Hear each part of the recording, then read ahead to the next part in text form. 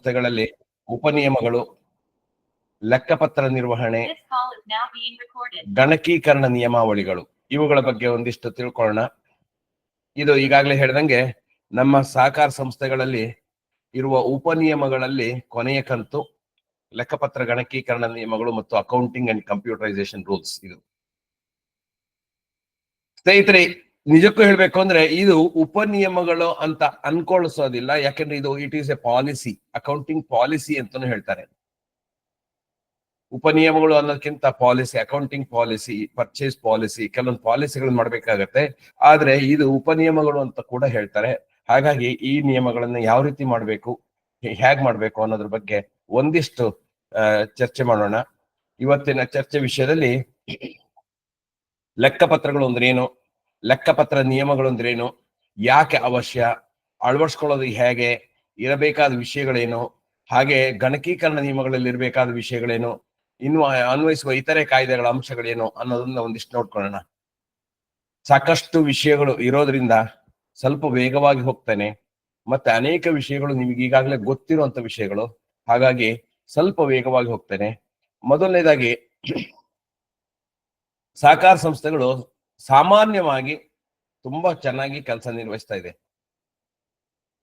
ಈ ಚೆನ್ನಾಗಿ ಕೆಲಸ ನಿರ್ವಹಿಸ್ತಾ ಇದೆ ಅಂತ ಪ್ರೂವ್ ಆಗೋದು ಹೇಗೆ ಅಂದ್ರೆ ಲೆಕ್ಕಪತ್ರಗಳ ನಿರ್ವಹಣೆ. ಒಂದು ಯಾವುದೇ ಸಂಸ್ಥೆ ಉತ್ತಮವಾಗಿ ನಿರ್ವಹಿಸ್ತಾ ಇದೆ ಅಂತ ಹೇಳಿದ್ರೆ ಅದ್ರ ಲೆಕ್ಕಪತ್ರಗಳು ಚೆನ್ನಾಗಿದೆ, ಸಮಗ್ರವಾಗಿದೆ, ಸಮರ್ಪಕವಾಗಿದೆ, ಪಾರದರ್ಶಕವಾಗಿದೆ, ಚೆನ್ನಾಗಿ ಅವರು ಕೆಲಸ ನಡೆಸ್ತಾ ಇದ್ದಾರೆ. ಲೆಕ್ಕ ಪರಿಶೋಧನಾ ವರದಿಯಲ್ಲಿ ಅವರದ್ದು ತರಗತಿ ಎ ತರಗತಿ ಬರ್ತಾ ಇದೆ ಅಂತ. ಸಾಮೂಹಿಕ ನಾಯಕತ್ವದ ಸಂಸ್ಥೆಗಳಲ್ಲಿ, ಅದರಲ್ಲೂ ಫೈನಾನ್ಷಿಯಲ್ ವ್ಯವಹಾರ ನಡೆಸುವಂತಹ ಸಂಸ್ಥೆಯಲ್ಲಿ ಪಾರದರ್ಶಕತೆ ಕಾಪಾಡಬೇಕು ಅಂದ್ರೆ ಲೆಕ್ಕಪತ್ರಗಳ ನಿರ್ವಹಣೆ ತುಂಬಾ ಅತಿ ಮುಖ್ಯವಾದಂತಹ ಪಾತ್ರವನ್ನು ವಹಿಸುತ್ತೆ. ಇದು ನಮಗೆಲ್ಲರಿಗೂ ಗೊತ್ತಿರುವಂತ ವಿಷಯ. ಯಾವುದೇ ಫೈನಾನ್ಷಿಯಲ್ ಇನ್ಸ್ಟಿಟ್ಯೂಷನ್ ಅಲ್ಲೂ ಲೆಕ್ಕಪತ್ರಗಳ ನಿರ್ವಹಣೆ ಅತಿ ಮುಖ್ಯವಾದಂತಹ ಒಂದು ವಿಷಯ. ಯಾಕಂದ್ರೆ ಪಾರದರ್ಶಕತೆ ಅತಿ ಮುಖ್ಯವಾಗತ್ತೆ. ಸಹಕಾರ ಕಾಯ್ದೆ, ನಿಯಮ, ಇಲಾಖೆ ಸುತ್ತೋಲೆ ಮತ್ತು ಆವಾಗಿನ ಕಾಲಕ್ಕೆ ಹೊರಡಿಸುವಂತಹ ಪ್ರಕಟಣೆಗಳು, ಆಮೇಲೆ ಲೆಕ್ಕಶಾಸ್ತ್ರದ ನಿಯಮಗಳು, ಲೆಕ್ಕಪತ್ರಗಳಿಗೆ ಸಂಬಂಧಪಟ್ಟಂತೆ ವಿವಿಧ ಸಂಸ್ಥೆಗಳು, ಇಲಾಖೆಗಳು ನೀಡಿದ ಮಾರ್ಗಸೂಚಿ, ಇವೆಲ್ಲದ ಆಧಾರದಲ್ಲಿ ಸಹಕಾರ ಸಂಸ್ಥೆಯ ಲೆಕ್ಕಪತ್ರಗಳ ಬಗ್ಗೆ ಒಂದಿಷ್ಟು ಅಂಶಗಳನ್ನು ತಿಳ್ಕೊಳ್ಳೋಣ.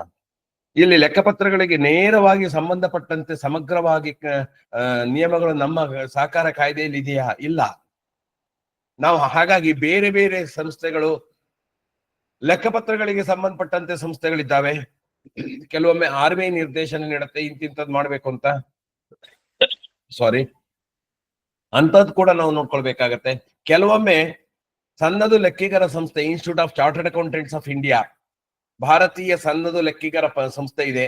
ಅದು ಲೆಕ್ಕಪತ್ರಗಳಿಗೆ ಸಂಬಂಧಪಟ್ಟಂತೆ ಕೆಲವೊಂದು ಸ್ಟ್ಯಾಂಡರ್ಡ್ಸ್, ಅಕೌಂಟಿಂಗ್ ಸ್ಟ್ಯಾಂಡರ್ಡ್ಸ್ ಅಂತೀವಿ, ಅದನ್ನ ಬಿಡುಗಡೆ ಮಾಡುತ್ತೆ. ಮತ್ತೆ ಇಲಾಖೆ ಕೆಲವೊಂದು ಮಾರ್ಗಸೂಚಿಗಳನ್ನ ಬಿಡುಗಡೆ ಮಾಡುತ್ತೆ. ಲೆಕ್ಕಪತ್ರಗಳಿಗೆ ಎಫೆಕ್ಟ್ ಆಗುವಂತಹ, ಅದರ ಮೇಲೆ ಪರಿಣಾಮ ಬೀರುವಂತಹ ಅನೇಕ ಸುತ್ತೋಲೆಗಳನ್ನ ಇಲಾಖೆ ಕೂಡ ಬಿಡುಗಡೆ ಮಾಡುತ್ತೆ. ಹೀಗೆ ಇವೆಲ್ಲದರ ಆಧಾರದಲ್ಲಿ ಒಂದು ನಿಯಮವನ್ನ ರೂಪಿಸ್ಬೇಕಾಗತ್ತೆ ನಾವು. ಹಾಗಾಗಿ ಈ ಅಂಶವನ್ನ ಇವತ್ತಿನ ಇದರಲ್ಲಿ ತಿಳ್ಕೊಳ್ಳೋಣ. ಮೂಲವಾಗಿ ಲೆಕ್ಕಪತ್ರಗಳು ಅಂದ್ರೆ ಏನು, ಆರ್ಥಿಕ ತಕ್ತಗಳಂದ್ರೇನು, ಒಂದು ಸ್ಲೈಡ್ ಅಲ್ಲಿ ನಾವು ಅದನ್ನ ತಿಳ್ಕೊಳ್ಳಿಕ್ಕೆ ಪ್ರಯತ್ನ ಮಾಡೋಣ.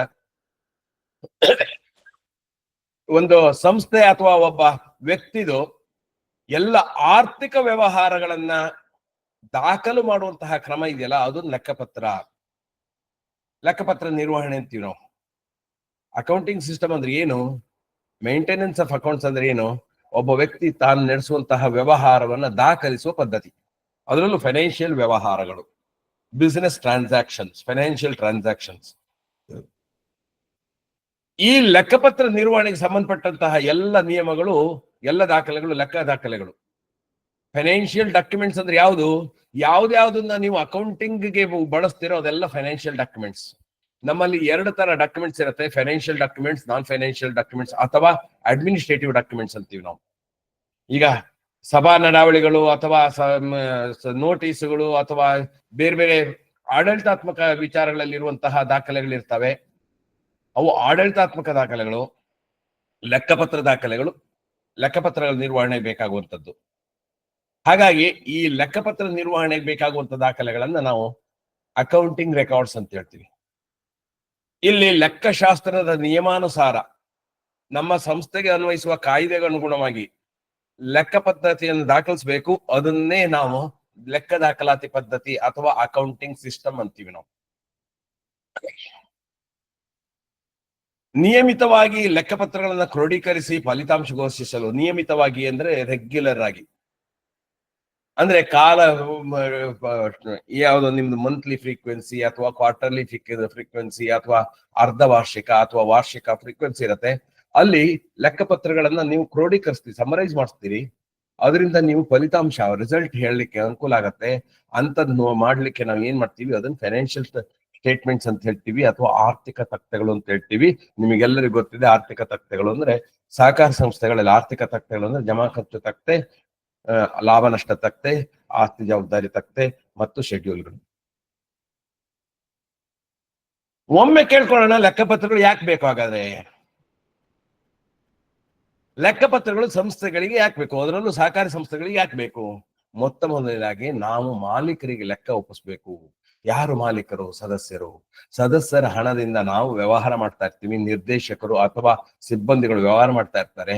ಅದರ ಲೆಕ್ಕಪತ್ರಗಳ ವಿವರಗಳನ್ನ, ಅದರ ಲೆಕ್ಕವನ್ನ ಮಾಲೀಕರಿಗೆ ಕೊಡಬೇಕು. ನಾವು ಏನು ವ್ಯವಹಾರ ಮಾಡಿದೀವಿ, ಏನು ವಹಿವಾಟು ಮಾಡಿದೀವಿ, ಎಷ್ಟು ಸಾಲ ಕೊಟ್ಟಿದೀವಿ, ಎಷ್ಟು ಠೇವಣಿ ತಗೊಂಡಿದೀವಿ, ಲಾಭ ಎಷ್ಟು ಮಾಡಿದೀವಿ ಅಥವಾ ನಷ್ಟವನ್ನು ಎಷ್ಟು ಭರಿಸಬೇಕಾಗತ್ತೆ, ಈ ರೀತಿ ಇದೆಲ್ಲ ಗೊತ್ತಾಗ್ಲಿಕ್ಕೆ ನಾವು ಮಾಲೀಕರಿಗೆ ಲೆಕ್ಕ ಒಪ್ಪಿಸ್ಬೇಕು. That is our primary job, ಅದು ಪ್ರೈಮರಿ ಪರ್ಪಸ್. ಹಾಗೆ ಕಾನೂನುಗಳ ಪಾಲನೆ, ನಮ್ಮ ಸಹಕಾರಿ ಕಾಯ್ದೆ ಹೇಳತ್ತೆ ನೀವು ಲೆಕ್ಕಪತ್ರಗಳನ್ನ ಮೇಂಟೈನ್ ಮಾಡಬೇಕು ಮತ್ತು ಪ್ರತಿ ವರ್ಷ ಲೆಕ್ಕ ಪರಿಶೋಧನೆ ಮಾಡಿಸ್ಬೇಕು ಅಂತ. ಹಾಗಾಗಿ ಆ ಕಾನೂನು ಪಾಲನೆ ಮಾಡ್ಲಿಕ್ಕೆ ಕೂಡ, ಅದೊಂದೇ ಕಾನೂನಲ್ಲ, ಬೇರೆ ಬೇರೆ ಕಾನೂನುಗಳು, ಇನ್ಕಮ್ ಟ್ಯಾಕ್ಸ್ ಬರ್ತದೆ, ಹಾಗೆ GST ನಿಮ್ಗೆ ಏನಾದ್ರು ಲಾಗು ಆಗೋದಿಲ್ಲ GST ಬರ್ತದೆ, ಹಾಗೆ ಬೇರೆ ಬೇರೆ ಕಾನೂನುಗಳು ಬರ್ತದೆ. ಜೊತೆಗೆ ನಮ್ಮ ಸಹಕಾರಿ ಕಾಯ್ದೆ ಕೂಡ ಹೇಳುತ್ತೆ ಲೆಕ್ಕಪತ್ರಗಳನ್ನು ಮೇಂಟೈನ್ ಮಾಡಬೇಕು ಅಂತ. ಮತ್ತೆ ಪಾರದರ್ಶಕತೆ, ಟ್ರಾನ್ಸ್ಪರೆನ್ಸಿ ಮೇಂಟೈನ್ ಮಾಡ್ಲಿಕ್ಕೆ, ಯಾಕೆಂದ್ರೆ ನಾವು ಅನ್ಯರ ಹಣದಿಂದ ವ್ಯವಹಾರ ಮಾಡ್ತಾ ಇರೋದ್ರಿಂದ ಅಲ್ಲಿ ಪಾರದರ್ಶಕವಾಗಿದೆ ಅಂತ ತಿಳಿಸ್ಲಿಕ್ಕೆ. ಹಾಗೆ ಆರ್ಥಿಕ ವಸ್ತುಸ್ಥಿತಿ ಅಂದ್ರೆ ನಮ್ದು ಫೈನಾನ್ಷಿಯಲ್ ಪೊಸಿಷನ್ ಹೇಗಿದೆ, ಈಗ ಇವತ್ತಿನ ಫೈನಾನ್ಷಿಯಲ್ ಪೊಸಿಷನ್ ಹೇಗಿದೆ ಅಂತ ತಿಳಿಸ್ಲಿಕ್ಕೆ, ಆಕ್ಚುಯಲ್ ಪೊಸಿಷನ್ ಏನಿದೆ ಅಂತ ತಿಳಿಸ್ಲಿಕ್ಕೆ ಬೇಕಾಗತ್ತೆ.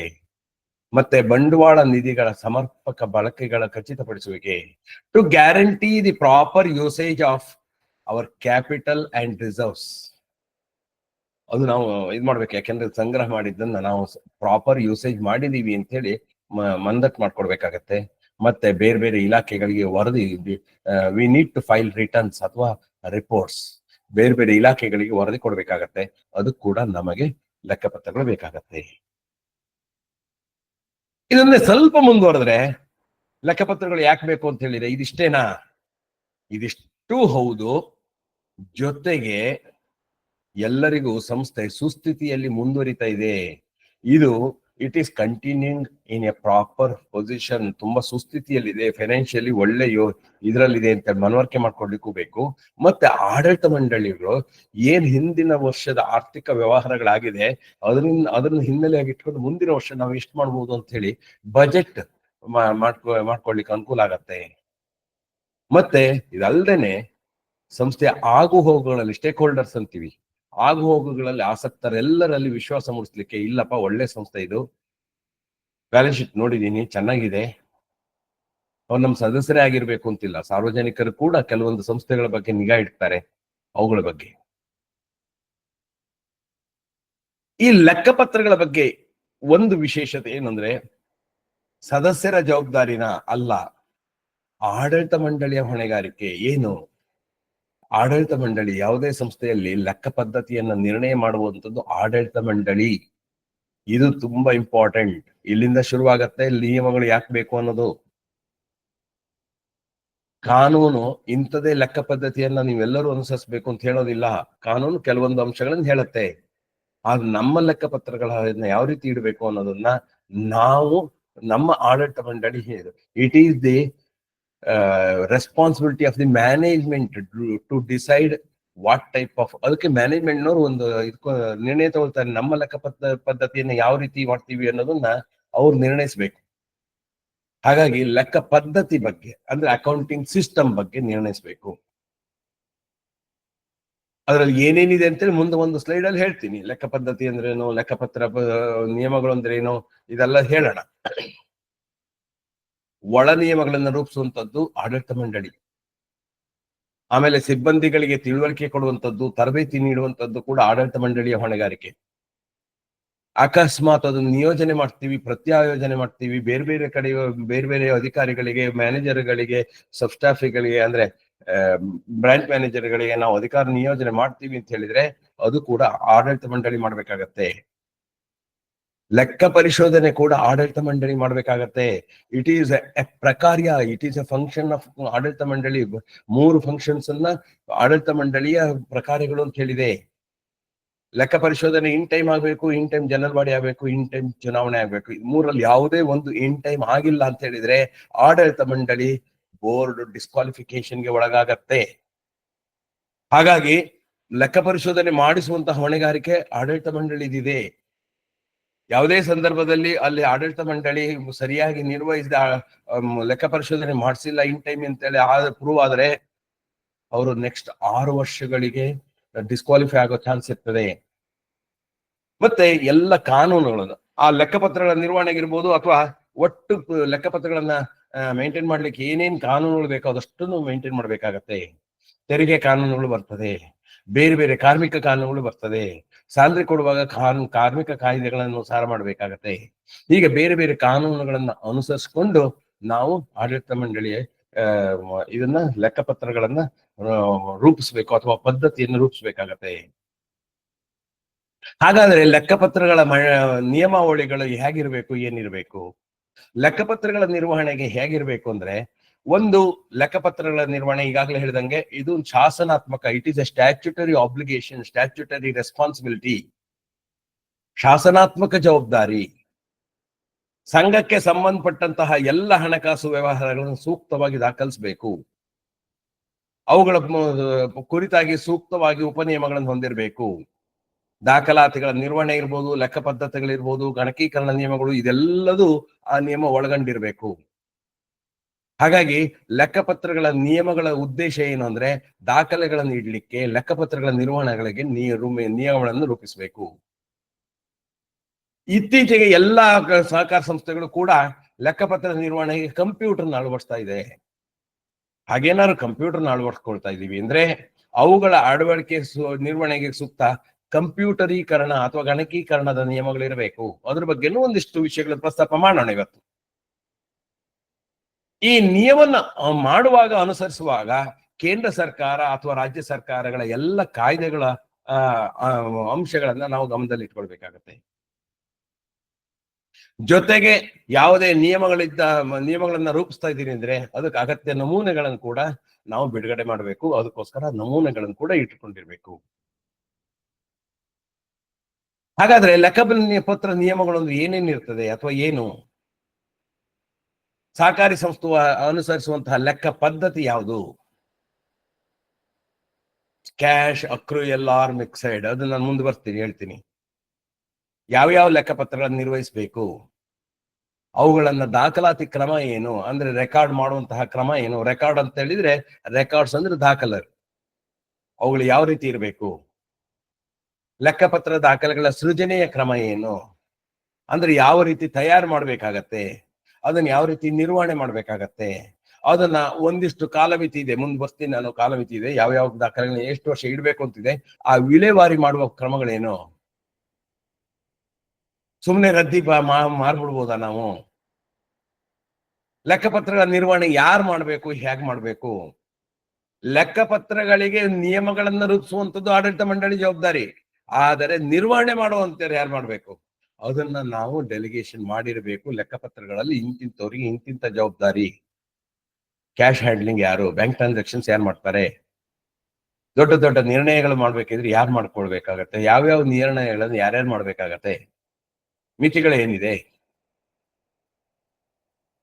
ಇವುಗಳ ಬಗ್ಗೆ ಎಲ್ಲ ನಿಯಮಗಳನ್ನು ರೂಪಿಸ್ಕೊಂಡ್ರೆ ಅದೇ ಲೆಕ್ಕಪತ್ರಗಳ ನಿಯಮಗಳು. ಲೆಕ್ಕಪತ್ರಗಳು ಯಾಕೆ ಬೇಕು ಅಂತ ಗೊತ್ತಾಯ್ತು. ನಿಯಮಗಳು ಯಾಕೆ ಬೇಕು ನಮಗೆ? ಪ್ರತಿಯೊಂದು ನಿಯಮಗಳ ಬಗ್ಗೆನೂ ಇದು ಹೇಳ್ತಾ ಇದೀವಿ. ಯಾವುದೇ ನಿಯಮವಿಲ್ಲದೆ ಆ ಚಟುವಟಿಕೆ ನಡೆಸುವಂತಿಲ್ಲ. ನೀವು ಯಾವ ಚಟುವಟಿಕೆ ನಡೆಸ್ತಾ ಇದ್ದೀರಿ, ಯಾವ ವ್ಯವಹಾರ ನಡೆಸ್ತಾ ಇದ್ದೀರಿ, ಅದಕ್ಕೆ ಸೂಕ್ತ ನಿಯಮಗಳಿರ್ಬೇಕು. ಇದುವರೆಗೂ ನಾವು ಹೇಳ್ಕೊಂಡು ಬಂದಿರುವಂತದ್ದು ಇದು 7ನೇ ಸೆಷನ್. ಇದುವರೆಗೆ ಯಾವುದೇ ನಿಯಮ ಇದ್ರು ಹೇಳೋದಿದ್ರು ಆ ಕೆಲಸ ಮಾಡ್ತಾ ಇದೀರಿ, ಆ ಚಟುವಟಿಕೆ ನಡೆಸ್ತಾ ಇದೀರಿ, ಅದಕ್ಕೆ ನಿಯಮ ಮಾಡ್ಕೊಡಿ. ಆ ಚಟುವಟಿಕೆಗಳನ್ನು ಯಾವ ರೀತಿ ನಡೆಸಬೇಕು, ನಿಯಮಗಳಿಲ್ಲದೆ ಅಂತ ಚಟುವಟಿಕೆಯನ್ನ ಜಾರಿಗೆ ತರುವಾಗ ಆಗುವಂತಹ ಲೋಪದೋಷಗಳು, ನ್ಯೂನತೆಗಳು, ಅದನ್ನ ಗುರುತಿಸ್ಲಿಕ್ಕೆ ಸರಿಪಡಿಸ್ಲಿಕ್ಕೆ ಆಗೋದಿಲ್ಲ. ಹಾಗಾಗಿ ನಿಯಮಗಳು ನಮ್ಗೆ ಬೇಕಾಗತ್ತೆ. ಮತ್ತೆ ಸಂಸ್ಥೆ ನಡೆಸುವಂತಹ ಅದರಲ್ಲೂ ಹಣಕಾಸು ವ್ಯವಹಾರ ನಡೆಸುವಾಗ ಸೂಕ್ತವಾಗಿ ದಾಖಲೆ ಮಾಡಬೇಕು. ಯಾವುದನ್ನ ಹಣಕಾಸು ದಾಖಲೆಗಳನ್ನ, ಯಾವುದೇ ಒಂದು ರಸೀದಿ ಮಿಸ್ ಆಗ್ಬಾರ್ದು. ರಸೀದಿಯಲ್ಲಿ ಏನೇನಿರ್ಬೇಕು, ಮುಂದೆ ಲೆಕ್ಕಪತ್ರಗಳ ನಿರ್ವಹಣೆ ಅನ್ನೋದೇ ಇವತ್ತು ಲೆಕ್ಕಪತ್ರಗಳ ನಿಯಮಗಳ ಬಗ್ಗೆ ಹೇಳ್ತಾ ಇದೀವಿ. ಮುಂದೊಂದು ಅವಧಿ ಲೆಕ್ಕಪತ್ರಗಳ ನಿರ್ವಹಣೆ ಬಗ್ಗೆನೇ ಬರ್ತದೆ. ಆವಾಗ ದಾಖಲೆಗಳನ್ನ ಹೇಗೆ ಸೃಜನೆ ಮಾಡಬೇಕು, ಹೇಗೆ ನಿರ್ವಹಣೆ ಮಾಡಬೇಕು ಅನ್ನೋದನ್ನ ನಾನು ಹೇಳ್ತೀನಿ. ಲೆಕ್ಕ ಪರಿಶೋಧನೆ ಮಾಡಿಸುವಾಗ, ಲೆಕ್ಕಪತ್ರಗಳ ನಿರ್ವಹಣೆ ಮಾಡುವಾಗ ಏನೇನು ಕ್ರಮಗಳನ್ನ ನಾವು ಗಮನಿಸಬೇಕು ಅನ್ನೋದು, ಅದನ್ನ ನಿರ್ವಹಿಸೋದು ಹೇಗೆ, ಅದನ್ನ ಕಂಪೈಲ್ ಮಾಡ್ಲಿಕ್ಕೆ, ಅಂದ್ರೆ ಸದಸ್ಯರಿಗೆ ಮಾಹಿತಿ ನೀಡಲಿಕ್ಕೆ ಅದನ್ನ ಕಂಪೈಲ್ ಮಾಡಬೇಕು. ಹಾಗೆ ಯಾಕೆ ಬಂತು ಹಾಗೇನೆ ಸದಸ್ಯರಿಗೆ ಕಳ್ಸಿದ್ರೆ ಕನ್ಫ್ಯೂಷನ್ ಆಗತ್ತೆ. ಅದು ಯಾವ್ಯಾವ ಹೆಡ್ ಅಲ್ಲಿ ಬೇಕು, ರೆವಿನ್ಯೂ ಎಕ್ಸ್ಪೆಂಡಿಚರ್ ಯಾವುದು, ರೆವಿನ್ಯೂ ಐಟಮ್ಗಳು ಯಾವುದು, ಕ್ಯಾಪಿಟಲ್ ಐಟಮ್ಗಳು ಯಾವುದು, ಆದಾಯ ಯಾವುದು, ಇದ್ಯಾವುದು, ಕೊಡಬೇಕಾಗಿರುವಂತದ್ದು ಯಾವುದು, ಬರಬೇಕಾಗಿರುವಂತದ್ದು ಯಾವುದು, ಆಸ್ತಿಗಳು ಯಾವ್ದು, ಇದನ್ನ ಕ್ರೋಢೀಕರಣ ಮಾಡಬೇಕು, ಕಂಪೈಲ್ ಮಾಡಬೇಕು ಆಯಾ ಹೆಡ್ ಕೆಳಗಡೆಗೆ. ಅದನ್ನ ಕಲೆ ಹಾಕೋದು ಅಂತೀವಿ. ಲೆಕ್ಕ ಪರಿಶೋಧನೆಗೆ ಒಳಪಡಿಸ್ಲಿಕ್ಕೆ ಮಾಹಿತಿಗಳನ್ನ ಹೇಗೆ ನೀಡಬೇಕು, ಯಾರು ಕೊಡಬೇಕು, ಇವುಗಳ ಬಗ್ಗೆ ಸಾಮಾನ್ಯ ವ್ಯವಹಾರ ನಿಯಮಗಳನ್ನ ರೂಪಿಸ್ತೀವಿ. ಅದಕ್ಕೆ ಲೆಕ್ಕಪತ್ರಗಳ ನಿಯಮಗಳು ಅಂತೀವಿ, ಅದು ಬೇಕು. ಮತ್ತೆ ಸಂಸ್ಥೆ ಮತ್ತು ಆಸಕ್ತರು ಅಂದ್ರೆ ಸದಸ್ಯರಿರ್ಬೋದು, ಇಲಾಖೆಗಳಿರ್ಬೋದು, ಸಾರ್ವಜನಿಕರಿರ್ಬೋದು, ವಿವಿಧ ಬ್ಯಾಂಕ್ಗಳ ಹಣಕಾಸು ಸಂಸ್ಥೆಗಳಿರ್ಬೋದು, ಅವೆಲ್ಲ ಸ್ಟೇಕ್ ಹೋಲ್ಡರ್ಸ್. ಇವುಗಳ ಮಧ್ಯೆ ಏನಾದರೂ ವಿವಾದ ಉಂಟಾದಲ್ಲಿ ಲೆಕ್ಕಪತ್ರಗಳ ನಿಯಮಗಳು ಪ್ರಮುಖ ಪಾತ್ರ ವಹಿಸುತ್ತೆ. ನಮ್ಮಲ್ಲಿ ಈ ಪಾಲಿಸಿ ಇದೆ. ಲೆಕ್ಕಪತ್ರಗಳ ನಿಯಮಗಳನ್ನ ಮಾಡುವಾಗ ಏನನ್ನ ಅನುಸರಿಸಬೇಕು, ಏನನ್ನ ತಲೆಯಲ್ಲಿ ಇಟ್ಕೊಳ್ಬೇಕು ನಾವು. ಮೊದಲನೇದಾಗಿ ಪಾರದರ್ಶಕತೆ, ಟ್ರಾನ್ಸ್ಪರೆನ್ಸಿ. ಮೊದಲ ಆದ್ಯತೆ ನಮ್ಮ ಲೆಕ್ಕಪತ್ರಗಳಲ್ಲಿ ಟ್ರಾನ್ಸ್ಪರೆನ್ಸಿ ಟು ದಿ ಕೋರ್. ನಮ್ಮಲ್ಲಿ ಟ್ರಾನ್ಸ್ಪರೆನ್ಸಿ ಇರ್ತದೆ. ಯಾವುದೇ ಸಂಗತಿಗಳನ್ನ ನಾವು ಮುಚ್ಚಿಡುವುದಿಲ್ಲ. ಪಾರದರ್ಶಕವಾಗಿ ಮಾಹಿತಿಯನ್ನು ಕೊಡ್ಲಿಕ್ಕೆ ನಾವು ಇದು ಮಾಡ್ತೀವಿ. ಎರಡನೇದು ಜವಾಬ್ದಾರಿ. ಯಾರ್ಯಾರಿಗೆ ಯಾವ್ಯಾವ ಜವಾಬ್ದಾರಿ, ಲೆಕ್ಕಪತ್ರಗಳ ನಿರ್ವಹಣೆಯಲ್ಲಿ ಅನೇಕ ಜವಾಬ್ದಾರಿಗಳು ಬರ್ತವೆ. ಚೆಕ್ ಇಶ್ಯೂ ಮಾಡ್ಲಿಕ್ಕೆ, 5,000 ಒಳಗಡೆ ಖರ್ಚು ಮಾಡ್ಲಿಕ್ಕೆ, 50,000 ಮೇಲೆ ಖರ್ಚು ಮಾಡ್ಲಿಕ್ಕೆ, ಆಸ್ತಿಗಳನ್ನು ಖರೀದಿ ಮಾಡ್ಲಿಕ್ಕೆ, ಹೀಗೆ ಅನೇಕ ಟ್ರಾನ್ಸಾಕ್ಷನ್ಸ್ ಬರುತ್ತೆ. ಅವುಗಳನ್ನೆಲ್ಲ ಯಾರು ಮಾಡಬೇಕು, ಮತ್ತೆ ವಿವಿಧ ಕಾನೂನುಗಳ ಅನುಸರಣೆ ಬರುತ್ತೆ. ಯಾವ್ಯಾವ ಕಾನೂನುಗಳನ್ನ ಅನುಸರಿಸುವಾಗ, ಈಗ ಫಾರ್ ಎಕ್ಸಾಂಪಲ್ ಸ್ಯಾಲರಿ ಕೊಡುವಾಗ ಅಥವಾ ಇಂಟ್ರೆಸ್ಟ್ ಕೊಡುವಾಗ TDS ನಿಯಮಗಳನ್ನು ಅಪ್ಲೈ ಆಗ್ಬೋದು. ಆ TDS ನಿಯಮಗಳನ್ನು ಹೇಗೆ ಅನುಸರಿಸಬೇಕು, ಯಾರು ಅನುಸರಿಸಬೇಕು, ಅದು ಯಾರ ಜವಾಬ್ದಾರಿ. GST ಇದೆ ನಮಗೆ ಅಂದ್ರೆ GST ಫೈಲಿಂಗ್ ಯಾರು ಮಾಡಬೇಕು. ಹಾಗೆ ನಿರ್ಧಾರ ತಗೊಳ್ಳುವಂಥದ್ದು, ಡಿಸಿಷನ್ ಮೇಕಿಂಗ್. ಯಾವ ನಿರ್ಧಾರ ತಗೊಳ್ಬೇಕಾಗತ್ತೆ, ಲೆಕ್ಕಪತ್ರಗಳನ್ನ ಆಧರಿಸಿ ನಾವು ನಿರ್ಧಾರ ತಗೊಳ್ಬೇಕಾಗತ್ತೆ. ಆ ನಿರ್ಧಾರವನ್ನು ತಗೊಳ್ಳಿಕ್ಕೆ ನಮಗೆ ಲೆಕ್ಕಪತ್ರಗಳು ಬೇಕು. ಈ ಲೆಕ್ಕಪತ್ರಗಳ ನಿಯಮಗಳನ್ನ ರೂಪಿಸೋದಕ್ಕಿಂತ ಮುನ್ನ ನಾವು ಒಂದಿಷ್ಟು ಇದನ್ನ ನೆನ್ಪಿಟ್ಕೊಳ್ಬೇಕು. ಮೊದಲನೇದಾಗಿ ಸಂಘದ ಉಪವಿಧಿಯಲ್ಲಿ ಇರುವ ಉದ್ದೇಶ ಚಟುವಟಿಕೆಗಳನ್ನು ಗಮನಿಸಬೇಕು. ಅಂದ್ರೆ ಲೆಕ್ಕಪತ್ರಗಳನ್ನ ಯಾವ ರೀತಿ ಮೇಂಟೈನ್ ಮಾಡ್ಬೇಕು ಅಂದ್ರೆ, ಏನ್ ಚಟುವಟಿಕೆ, ಯಾವ ರೀತಿಯ ಚಟುವಟಿಕೆ ಮಾಡ್ತಾ ಇದೀವಿ. ನಾವು ಸೂಪರ್ ಮಾರ್ಕೆಟ್ ಮಾಡ್ತಾ ಇದೀವಿ, ಹಾಗಾದ್ರೆ ಈ ಲೆಕ್ಕ ಪದ್ಧತಿ ಇರ್ಲಿ. ನಾವು ಪ್ರೊಡಕ್ಷನ್ ಮಾಡ್ತಾ ಇದೀವಿ, ಹಾಗಾದ್ರೆ ಈ ಲೆಕ್ಕ ಪದ್ಧತಿ ಇರ್ಲಿ. ನಾವು ಶುಗರ್ ಫ್ಯಾಕ್ಟರಿ ಮಾಡ್ತಾ ಇದೀವಿ, ಹಾಗಾದ್ರೆ ಈ ಲೆಕ್ಕ ಪದ್ಧತಿ ಇರ್ಲಿ. ನಾವು ಸೇವಾ ಚಟುವಟಿಕೆ ಮಾಡ್ತಾ ಇದೀವಿ, ಹಾಗಾದ್ರೆ ಅಂದ್ರೆ ಯಾವ ಚಟುವಟಿಕೆ ಮಾಡ್ತಾ ಇದೀವಿ ಆ ಚಟುವಟಿಕೆಗೆ ಸರಿಯಾದ ನಿಯಮಗಳನ್ನ ನಾವು ಮಾಡ್ಕೊಳ್ಬಹುದು. ಆ ಕಾರಣಕ್ಕೋಸ್ಕರ ಮೊದಲನೇದಾಗಿ ಉಪವಿಧಿಯ ಉದ್ದೇಶಗಳು, ಚಟುವಟಿಕೆಗಳನ್ನು ಗಮನಿಸಬೇಕು. ನಮ್ಮ ಸಂಸ್ಥೆ ಏನ್ ಹೇಳತ್ತೆ ಅನ್ನೋದನ್ನ ನೋಡ್ಬೇಕಾಗತ್ತೆ. ಅಂದ್ರೆ ನಮ್ಮ ಕಾಯ್ದೆ, ನಮ್ಮ ಸಂಸ್ಥೆ ಯಾವ್ದು, ಸಹಕಾರಿ ಕಾಯ್ದೆ ಏನ್ ಹೇಳುತ್ತೆ, ಸಹಕಾರಿ ಕಾಯ್ದೆಯಲ್ಲಿ ರೂಲ್ಸ್ ಅಲ್ಲಿ ಕ್ಲಿಯರ್ ಆಗಿ ಹೇಳುತ್ತೆ. ನಿಯಮ 22 ಈ ರೀತಿ ಮಾಡಬೇಕು, ಈ ರೀತಿ ಮಾಡಬಾರದು. ನಮ್ಮ ಸಂಸ್ಥೆಯಲ್ಲಿ ಯಾವ ವಿಧದ ಚಟುವಟಿಕೆಗಳನ್ನು ನಡೆಸಲಿದ್ದೇವೆ ಅನ್ನೋದು ಬೇಕಾಗತ್ತೆ. ಉದ್ದೇಶಗಳಲ್ಲಿ ಸುಮಾರು ಚಟುವಟಿಕೆ ಇದೆ, ಆದ್ರೆ ನಾವು ನಡೆಸುವಂತ ಚಟುವಟಿಕೆ ಯಾವುದು. ನಾವು 25 ಉದ್ದೇಶಗಳನ್ನ ಇಟ್ಕೊಂಡಿರ್ತೀವಿ, ಚಟುವಟಿಕೆಗಳನ್ನ ಹಾಕೊಂಡಿರ್ತೀವಿ. 25 ನಡೆಸೋದಿಲ್ಲ. ನಾವು ಸೀಮಿತವಾಗಿ ಒಂದು 4-5 ಪ್ರಮುಖ ಉದ್ದೇಶಗಳನ್ನ ನಾವು ಈಡೇರಿಸ್ಲಿಕ್ಕೆ ಹೋಗ್ತೀವಿ. ಯಾವ ಚಟುವಟಿಕೆ ನಡೆಸ್ತಾ ಇದೀವಿ ಅದಕ್ಕೆ. ಯಾವುದೇ ಚಟುವಟಿಕೆ ನಡೆಸುವ ಮುನ್ನ ಅದಕ್ಕೆ ಲೆಕ್ಕಪತ್ರಗಳ ನಿಯಮಗಳು ಇರಬೇಕಾಗತ್ತೆ. ಆಮೇಲೆ ಲೆಕ್ಕಪತ್ರಗಳ ವಿವಿಧ ಅಂಶಗಳನ್ನ ಗಮನಿಸಿ ಸೂಕ್ತ ಲೆಕ್ಕ ಪದ್ಧತಿಯನ್ನು ಆಯ್ಕೆ ಮಾಡಿಕೊಂಡು ಅವುಗಳನ್ನು ನಿರ್ಧರಿಸಬೇಕು. ಇದು ಎಲ್ಲೋ ಮಾಡಿರೋ ಕಾರಣ ಇದಕ್ಕೆ ಒತ್ತು ಕೊಟ್ಟು ಹೇಳ್ತಾ ಇದ್ದೀನಿ. ಲೆಕ್ಕಪತ್ರಗಳ ವಿವಿಧ ಅಂಶಗಳು, ಯಾವ್ದ್ಯಾವ್ದು ರೆವಿನ್ಯೂ, ಯಾವ್ದ್ಯಾವ್ದು ಹೇಗೆ ವಿಂಗಡಣೆ ಮಾಡಿದ್ರೆ ಅದರ ಕಾನೂನು ಪಾಲಕರಿಗೆ ಅಥವಾ ಕಾನೂನಿನ ಸಂಸ್ಥೆಗಳಿಗೆ ಅದು ವಿಂಗಡನಾತ್ಮಕವಾಗಿ ಹೇಗೆ ನೀಡಬಹುದು. ಫಾರ್ ಎಕ್ಸಾಂಪಲ್, ATP ಇದೆ. ATP ಯಲ್ಲಿ ಯಾವ್ದಾದ್ರು ಕ್ಲೈಮ್ ಮಾಡ್ಬೋದು, ATP ನಲ್ಲಿ ಯಾವ್ದಾದ್ರು ಕ್ಲೈಮ್ ಮಾಡ್ಲಿಕ್ಕೆ ಬರೋದಿಲ್ಲ. ಅದನ್ನ ವಿಂಗಡಣೆ ಮಾಡ್ಕೊಂಡೆ ನಾವೇ ಲೆಕ್ಕಪತ್ರಗಳನ್ನು ನಿರ್ವಹಿಸ್ಬಿಟ್ರೆ ನಾವು ಅವ್ರಿಗೆ ಸಲ್ಲಿಸಲಿಕ್ಕೆ ಅನುಕೂಲ ಆಗತ್ತೆ. ಯಾವ ಕಾನೂನು ನಮ್ಗೆ ಅಪ್ಲೈ ಆಗತ್ತೆ? ಡಿಪ್ರಿಸಿಯೇಷನ್. ನಾವು ಹೇಗೋ ಡಿಪ್ರಿಸಿಯೇಷನ್ ನಮಗೆ ಅನುಕೂಲಕರವಾದ ರೀತಿಯಲ್ಲಿ ಡಿಪ್ರಿಸಿಯೇಷನ್ ಮಾಡ್ತೀವಿ, ತಪ್ಪಾಗ್ಬಹುದು. ನಮಗೆ ಅನ್ವಯಿಸುವ ಕಾನೂನು ಹಿಂಗೆ ಡಿಪ್ರಿಸಿಯೇಷನ್ ಬಗ್ಗೆ ಇನ್ಕಮ್ ಟ್ಯಾಕ್ಸ್ ಇದೇ ರೀತಿ ಮಾಡ್ಬೇಕು ಅಂತ ಹೇಳತ್ತೆ. ಅದನ್ನ ಬಿಟ್ಕೊಂಡು ನಾವು ಬೇರೆ ರೀತಿ ಮಾಡಿದ್ರೆ ಇನ್ಕಮ್ ಟ್ಯಾಕ್ಸ್ ಫೈಲ್ ಮಾಡುವಾಗ ಗೊಂದಲ ಆಗತ್ತೆ, ಮತ್ತೆ ರೀಕಾಸ್ಟ್ ಮಾಡ್ಬೇಕಾಗತ್ತೆ, ರೀಕಂಪೈಲ್ ಮಾಡ್ಬೇಕಾಗತ್ತೆ. ರೀಕಾಂಪಿಟೇಷನ್ ಮಾಡಿ ಅಲ್ಲಿ ಫೈಲ್ ಮಾಡಿದ್ಮೇಲೆ ನಮಗೂ ಅಲ್ಲಿಗೂ ವ್ಯತ್ಯಾಸಗಳು ಬರ್ಲಿಕ್ಕೆ ಶುರು ಆಗತ್ತೆ. ಮುಂದೆ ಮುಂದೆ ಮುಂದೆ ಹೋಗ್ತಾ ಇದ್ದಂಗೆ ಆ ವ್ಯತ್ಯಾಸಗಳು ಜಾಸ್ತಿ ಆಗತ್ತೆ. ಒಂದ್ ಫೈಲ್ ಮಾಡಿ ಅದನ್ನ ರಿಕನ್ಸೈಲ್ ಮಾಡ್ಲಿಕ್ಕೆ ಕಷ್ಟ ಆಗ್ಬಿಡತ್ತೆ. ಹಾಗಾಗಿ ನಾವು ಯಾವ ವ್ಯವಹಾರ ಮಾಡ್ತಾ ಇದೀವಿ ಅದಕ್ಕೆ ಅನ್ವಯಿಸುವಂತಹ ಕಾನೂನುಗಳು ಯಾವ್ದು ಅದಕ್ಕೆ ತಕ್ಕನಾಗಿ ನಾವು ಯಾವ ರೀತಿ ನಮ್ಮ ಲೆಕ್ಕಪತ್ರಗಳನ್ನ ನಿರ್ವಹಿಸಬೇಕು ಅಂತ ಹೇಳಿ ನೋಡ್ಕೊಳ್ಬೇಕಾಗತ್ತೆ. ಇದನ್ನ ಹೇಗೆ ಲೆಕ್ಕಪತ್ರ ನಿಯಮಗಳನ್ನು ಮಾಡ್ಕೊಳ್ಬೇಕಾಗತ್ತೆ? ಈಗಾಗಲೇ ಹೇಳ್ದಂಗೆ ನಿಯಮಾವಳಿಯನ್ನು ಅಳವಡಿಸ್ಕೊಳ್ಳೋ ರೀತಿ ಸ್ಪಷ್ಟವಾಗಿದೆ. ಎಲ್ಲ ನಿಯಮಗಳಿಗಿರುವಂತೆ ಮೊದಲನೇದಾಗಿ ಕರಡು ಪ್ರತಿಯನ್ನ ನಾವು ಆಡಳಿತ ಮಂಡಳಿ ರೂಪಿಸ್ಬೇಕು, ಅದನ್ನು ಮಂಡಿಸಬೇಕು. ನಂತರ ಅಲ್ಲಿ ಬರುವಂತಹ ಏನಾದ್ರು ಒಂದು ನಿಯಮಾವಳಿಗಳಲ್ಲಿ ಎಲ್ಲ ಅಂಶಗಳನ್ನು ಕೂಲಂಕಷವಾಗಿ ಚರ್ಚೆ ಮಾಡಬೇಕು, ವಿವರವಾಗಿ ಚರ್ಚೆ ಮಾಡಬೇಕು. ಆಮೇಲೆ ಚರ್ಚೆ ಮಾಡಿದ ನಂತರ ಏನಾದ್ರು ಬದಲಾವಣೆ ಆದ್ರೆ ಅದನ್ನ ಸೂಕ್ತವಾಗಿ ಅಳವಡಿಸ್ಕೊಂಡು ಮತ್ತೆ ಮಂಡನೆ ಮಾಡಬೇಕು, ಮತ್ತೆ ಮಂಡಿಸಬೇಕು. ಅದರಲ್ಲಿ ಏನಾದ್ರು ಬದಲಾವಣೆ ಆದ್ರೆ ಮಾಡ್ಕೊಂಡು ಬಹುಮತ ನಿರ್ಣಯದೊಂದಿಗೆ ಅನುಮೋದನೆ ಕೊಡಬೇಕು. ಹೀಗೆ ಅನುಮೋದನೆ ಮಾಡಿಕೊಂಡ ನಂತರ ಲೆಕ್ಕಪತ್ರ ನಿಯಮಾವಳಿಗಳನ್ನು ಜಾರಿಗೊಳಿಸುವ ದಿನಾಂಕವನ್ನು ನಿರ್ಧರಿಸಬೇಕು. ಯಾವುದೇ ನಿಯಮಗಳನ್ನ ಅಳವಡಿಸ್ಕೊಳ್ಳುವಾಗ ಯಾವ ದಿನಾಂಕದಿಂದ ಜಾರಿ ಅನ್ನೋದನ್ನು ಹೇಳ್ಬೇಕಾಗತ್ತೆ.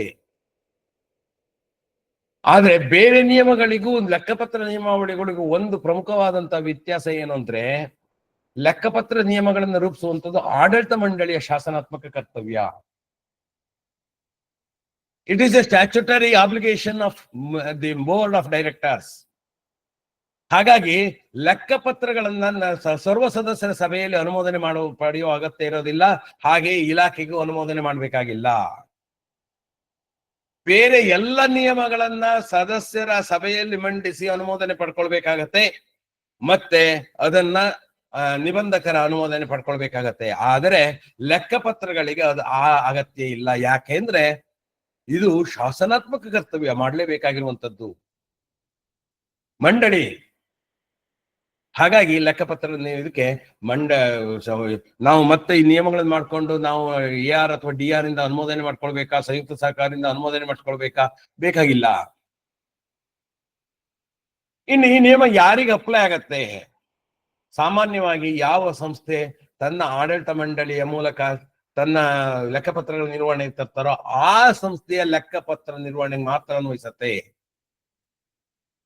ಆದ್ರೆ ಯಾವುದು ಸಪೋಸ್ ನಾವೇನೋ ಮಾಡ್ಕೊಂಡಿದೀವಿ, ಕಾಯ್ದೆ ಬೇರೆ ಹೇಳತ್ತೆ, ಕಾಯ್ದೆ ಅಪ್ಲೈ ಆಗತ್ತೆ. ಕಾಯ್ದೆಗೆ ವಿರುದ್ಧವಾಗಿ ನಾವು ಯಾವುದೇ ಇದನ್ನ ನಾವು ಮಾಡ್ಕೊಳ್ಳುವಂತಿಲ್ಲ. ಈ ನಿಯಮಗಳ ಅಡಿಯಲ್ಲಿ ದತ್ತವಾದಂತಹ ಏನು ಪ್ರದತ್ತವಾದಂತಹ ಅಧಿಕಾರ ಇದೆ, ಅದಕ್ಕೆ ಯಾವುದೇ ಅಧಿಕಾರಿ ಅಥವಾ ಮುಖ್ಯ ಕಾರ್ಯನಿರ್ವಾಹಕ ಅಥವಾ ಬೇರೆ ಯಾವುದೇ ಅಧಿಕಾರಿಗೆ, ಸಿಬ್ಬಂದಿಗಳಿಗೆ ಡೆಲಿಗೇಟ್ ಮಾಡಬಹುದು. ಅಕೌಂಟ್ಸ್ ಡಿಪಾರ್ಟ್ಮೆಂಟ್ ಅಂತಾನೆ ಹೇಳಿ ಅವ್ರಿಗೆ ಡೆಲಿಗೇಟ್ ಮಾಡಬಹುದು. It is a delegatable job. ಹಾಗಾದ್ರೆ ಲೆಕ್ಕಪತ್ರ ನಿಯಮಗಳಲ್ಲಿ ಏನೇನಿರ್ಬೇಕು?